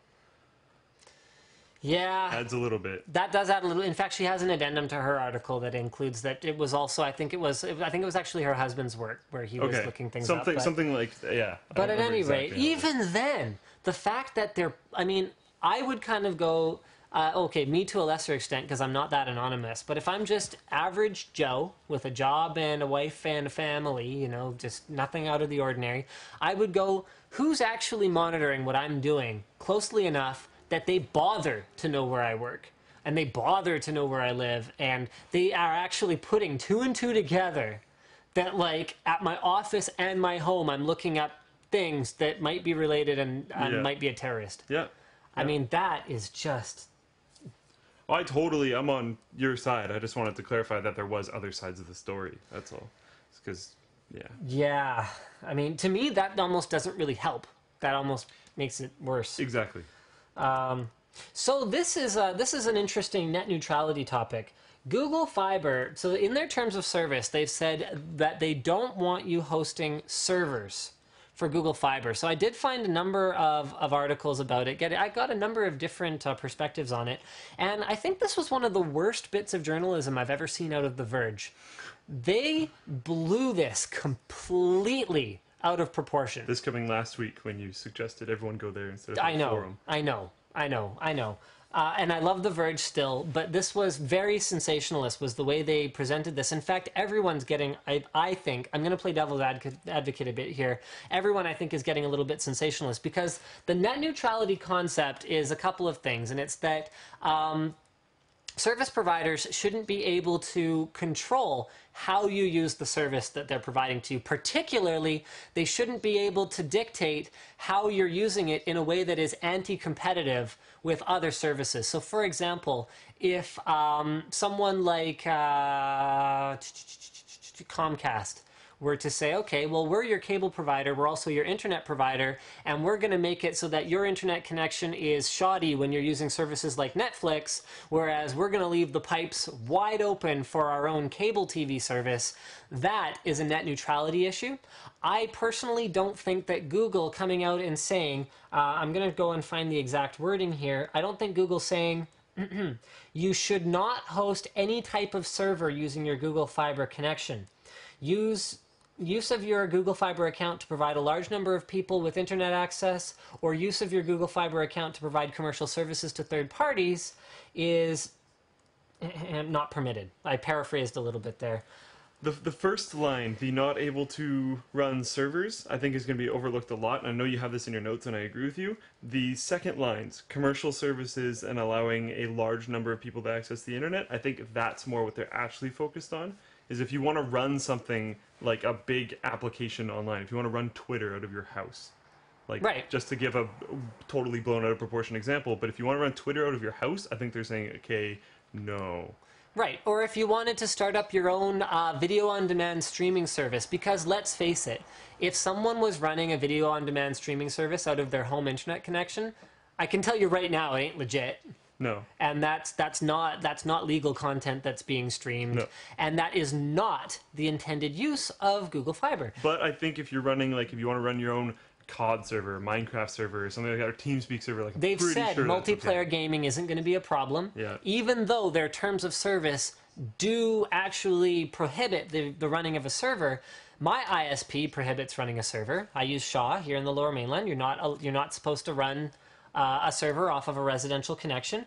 I've had a file server running off of it. I even do nightly backups, so like nightly synchronizations. That's going to look an awful lot like server activity from their side. There's no way they're fooled that I'm not using my internet connection for that. But they turn a blind eye because I'm not running a video on demand service. I'm not the next, internet startup that's, starting the new Pinterest or whatever on it's in beta. And it's meant to be a consumer grade thing. And so basically what they're saying is to prevent the use, to prevent it being, your usage shouldn't be detrimental to the other users on the service. And if everyone was pinning their connection at a gigabit up, a gigabit down at all times because they're doing whatever they're doing, that's detrimental to the point where it's not reasonable, I think, for consumer grade connection. Yeah. With the flip side being that Google was very outspoken about the other providers and net neutrality and all that, but I just don't feel this is a net neutrality issue because it's not a it's not a competitive advantage that they're going for here. Yeah, but at the same time, I have to fight for the other side too, Whereas if you're paying for something, I think you should be able to use it all. On the other hand, you look at, again, this is back to JJ's point about if something is rated for 24/7 operation. When you buy a residential grade connection, they're not guaranteeing you 99.9% uptime. They're not guaranteeing you the ability to run that connection 24/7 pegged all day. We already know that there's provisioning. But then there's that you should have to deal with that, though. Okay. That should be your service going offline. That should be your service being throttled. Oh, I see. So you're saying don't limit someone's ability to do it. To do it. But if there's problems with it, that's their fault. They're not buying a business plan. They're not paying for a business plan. They're not paying for that super high-end thing. They're running something kind of not designed for that. And if it fails, that's their problem. Okay, fair enough. All right, let's move on to our next topic because this one I think is going to be pretty quick. I actually can't... It's inexplicable to me that this was so widely reported on. I think this was on, okay, so the links here are to the Eve community as well as to Huffington Post. This was submitted by Half Sandwich, but I think BBC had it as well. The Verge had it as well. So $20,000 of real-world money ships were lost in what has been confirmed by Eve's developers to be the largest spaceship battle of all time in Eve over some base or something, and... It's been some, like, months-long campaign. You played Eve. How big of a deal is this? Technically, I'm subscribed right now. You're still subscribed? I got or subscribed 2 again? anticipated for Star Citizen. No, wait, you're back on Eve? Wow. How do you have time for this? I haven't been working you hard enough. I don't really, actually. I've been subscribed for like a week. I've played for, I think, 2 hours. Okay. So, like... Oh, wow, you're back into Eve. Yeah. I want spaceships! I'm tired of waiting for Star Citizen. We don't have Alpha yet. Once we have Alpha... It's coming in like 20 days. By the time your month-long Eve subscription is over... It's pretty lined up, actually. You said 20 days. I've been on for 7 days. It's a month long. So you're gonna... Whatever. Talk about the space battle. So it's cool, and it's so widely reported on because it's $20,000 in a video game. People that aren't interested in video games went, holy cow, people lost $20,000 in a video game. They actually reading most of the comments on The Verge, they went, holy cow. Why do you care? People spent $20,000 on a video game. Well, they didn't spend $20,000 on a video game. Right, but that's actually a very good point, is you should explain how these sensationalist headlines actually didn't necessarily have much to do with how much the spaceships actually cost. Okay, so on your credit card. They're translating money in the game to things called plexes. This is how they're doing the calculation. You can buy a plex outside of the game with your credit card. It's game time. That's what you're buying. When you're buying a plex, is you're buying game time. You can then sell that item, the plex, in-game on the market for X amount of money. There's websites you can go to that estimate the average cost of a plex at a certain point in time. So what they do is they translate that amount of ISK, which is in-game money, and then that's your real-life money. But how many people are actually buying these plexes? It's a lot.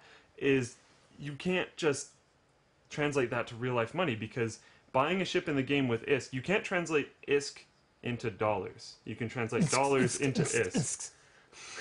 It's kind of, you're missing like an N, but you can translate dollars into ISK, but not ISK into dollars unless you're an illegal operation selling ISK. Right. So it doesn't actually work. You're playing the game, you're gathering money, like in every MMO, as far as I know. You're gathering some type of resource, and then you're spending it on things. When you lose those things, that will always translate to some amount of money in a really funky math kind of way. Okay. But it's not real. All right, next topic. Moscow subway uses devices to read sims on phones. So this is one that, especially after the whole, like, jawbone technology to play ads in your head thing, also going on in Russia, how friggin' insane is this? So this is from rfrel.org, and basically what they're saying about it is it's not... again, the headline on our forum was a little bit sensationalist, Ichando, talking to you, because what they're going to be able to read is the SIM card. From about 5 meters away, and what Moscow's saying is that it is illegal to track a person without permission from the authorities.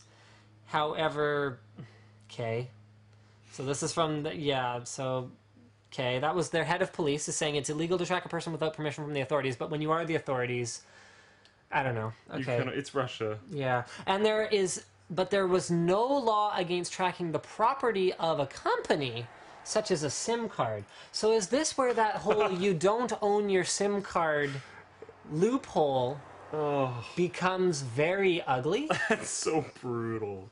Wow. So the idea is, oh, well, it could be used to track stolen phones or missing persons. What's a missing person? Someone you're tracking and you can't find? That's right. That's so brutal. I hadn't read that line. That's incredible. It's the very last line of the actual article. It's kind of hidden in there. That's the lawmakers going, oh, we found a loophole in our own thing. Let's exploit it. So basically, we can't look for you unless we have permission from us. Or maybe there's someone else they need permission from, but come on, let's face it. Unless we have permission from someone who we work very closely with, we can't track you, but we can track that thing that you carry around. Which is like always going to be attached to you. And, you know, what's a missing person? I don't know. Someone who we can't find. Yeah. Oh man, that's brutal. So yeah, that's like super le disappoint, I think, for anyone living in Russia who wants to take the subway at any point in time. 300 gig discs. So Steven shares this with me on Twitter. Usually, guys, please post your news items in the news section of the Linus Tech Tips forum, because I usually am not sort of together enough to share things with myself on Twitter and get things. Whoa. XKCD's time comet comes to an end after more than 3,000 panels. What? That's not cool. I didn't even see that before. Huh. That's sad. That is Sorry, really that's sad. hidden by the... It's up here. There you go. That one. Anyway, this one's on the verge. So Sony and Panasonic team up to create 300 gig discs of the future. And I think the real question here from my perspective is, why do we need a 300 gig disc of the future? They say it could be ready in 2015. It would be extremely high capacity. Sony and Panasonic are jointly developing it. High capacity discs to store things like high definition film, move large amounts of data around. What's the value of this? I was actually kind of interested because under that there's a note that says, "This is awesome." I thought that was you. What? In the notes for the forum. You know what? I bet that was JJ who put it in. I bet I'm about to get another message on comms because he's a high definition, uncompressed aficionado. And at 300 gigs, you could actually be able to have very high bitrate movies. And if they can deliver it by 2014, then for the people who want that, I mean, it's not like Google Fiber is going to be everywhere. No. By that point in time, and unlimited internet connections, even in first world developed countries or whatever you want to call them, are not necessarily a thing. And like JJ said earlier, it's gonna be choked. Yeah, it'll be throttled somewhere. at some It'll point. be throttled somewhere. It won't be as high bitrate, all that kind of stuff. It makes sense for people like Yeah, JJ. he's typing already. There he is. It makes sense for people like JJ. That's awesome.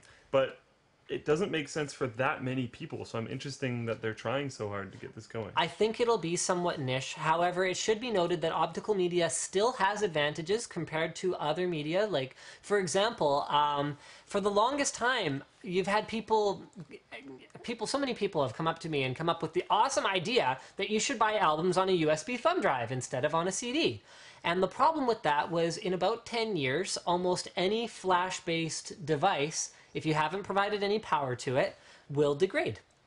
It's a known thing, it's a problem, whereas a physical media that is stamped, unless it is subject to some kind of extreme stress, such as direct sunlight for an extended period of time or just horrendous conditions, is going to last a much, much longer amount of time.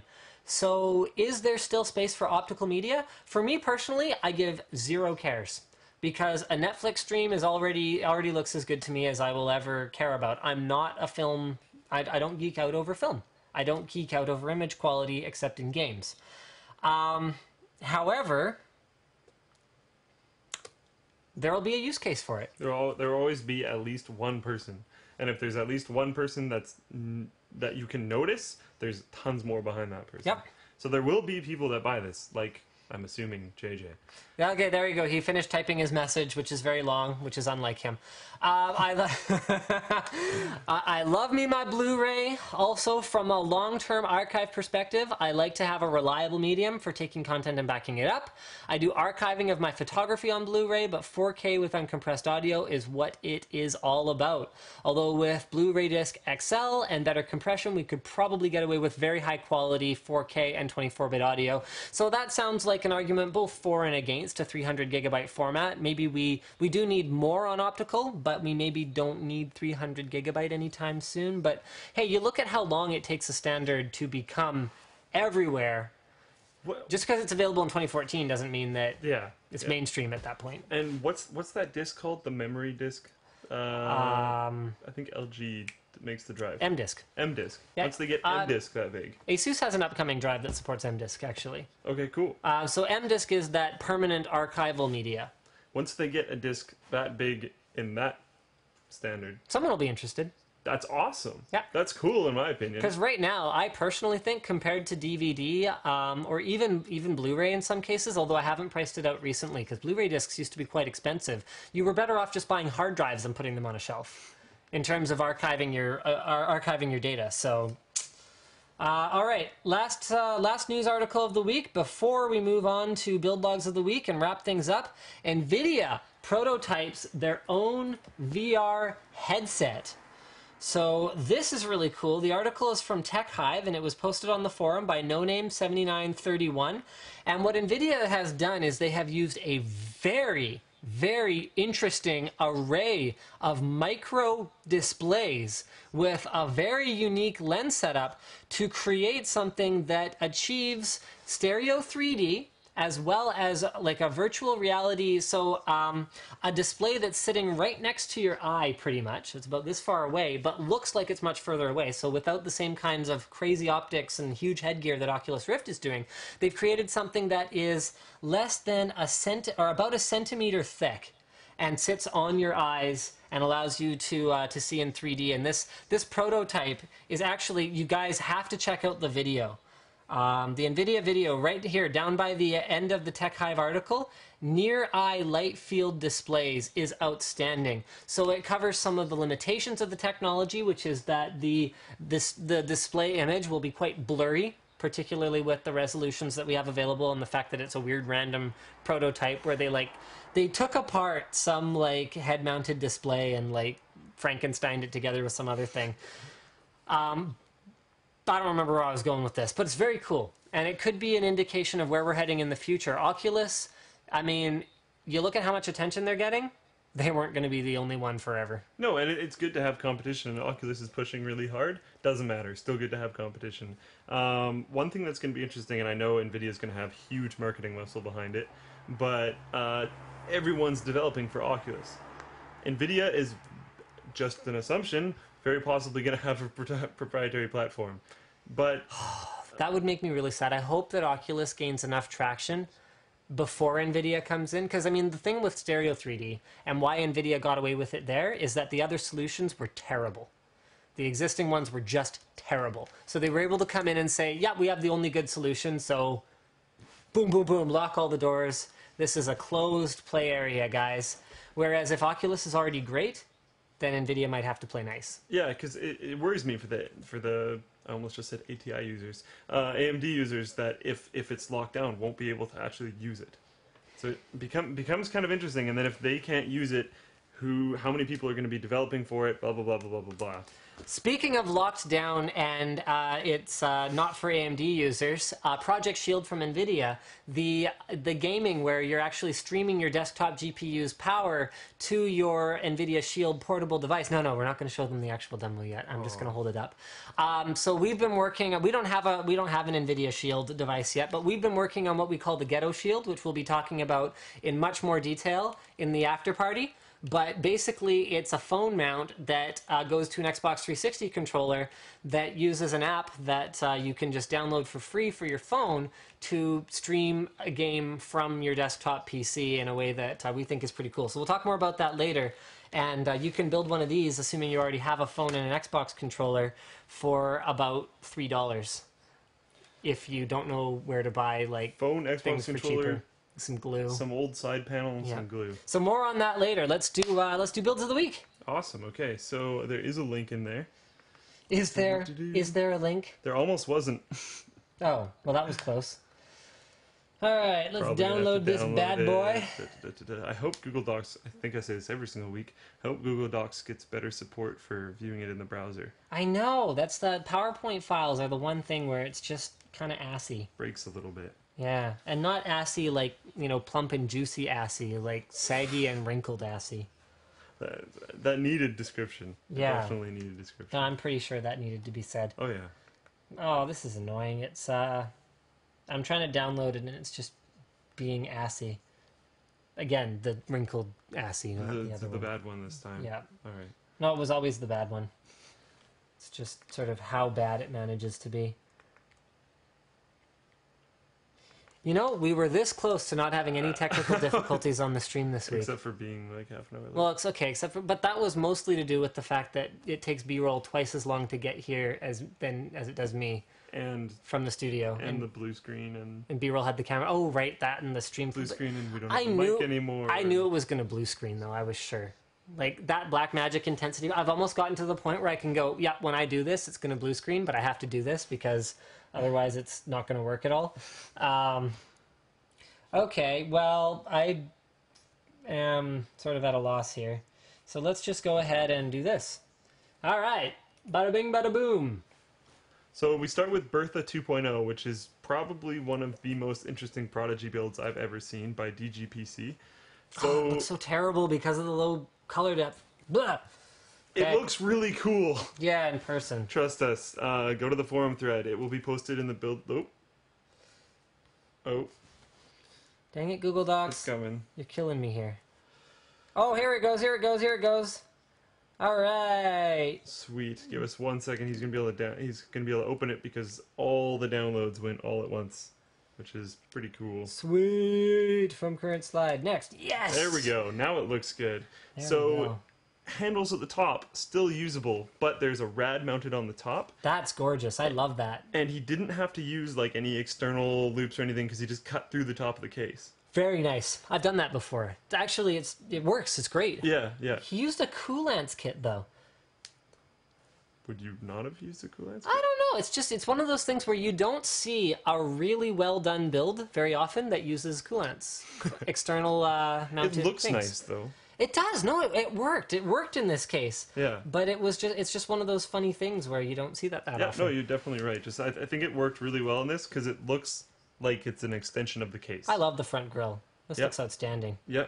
So Again, you can't see other angles because I only do one picture. color scheme's great. We should probably start doing like 2 pictures at least. Two pictures? Yeah. I've been trying to find a happy medium. I did 2 pictures once, and there was some flack for it, but Oh, okay. maybe we'll just do 2 anyways. And then we have Metallic Acids ROG 5 Gene TJ08-E by Metallic Acid, and this thing is Ludicrous. freaking incredible. Like this one, you have to go see all the pictures because what's crazy about this one is that you see these illuminated glowing white pieces here, the shroud that's the custom shroud for the graphics card, sort of some of these other pieces like down here in the bottom of the case. He's got multicolor LEDs in there.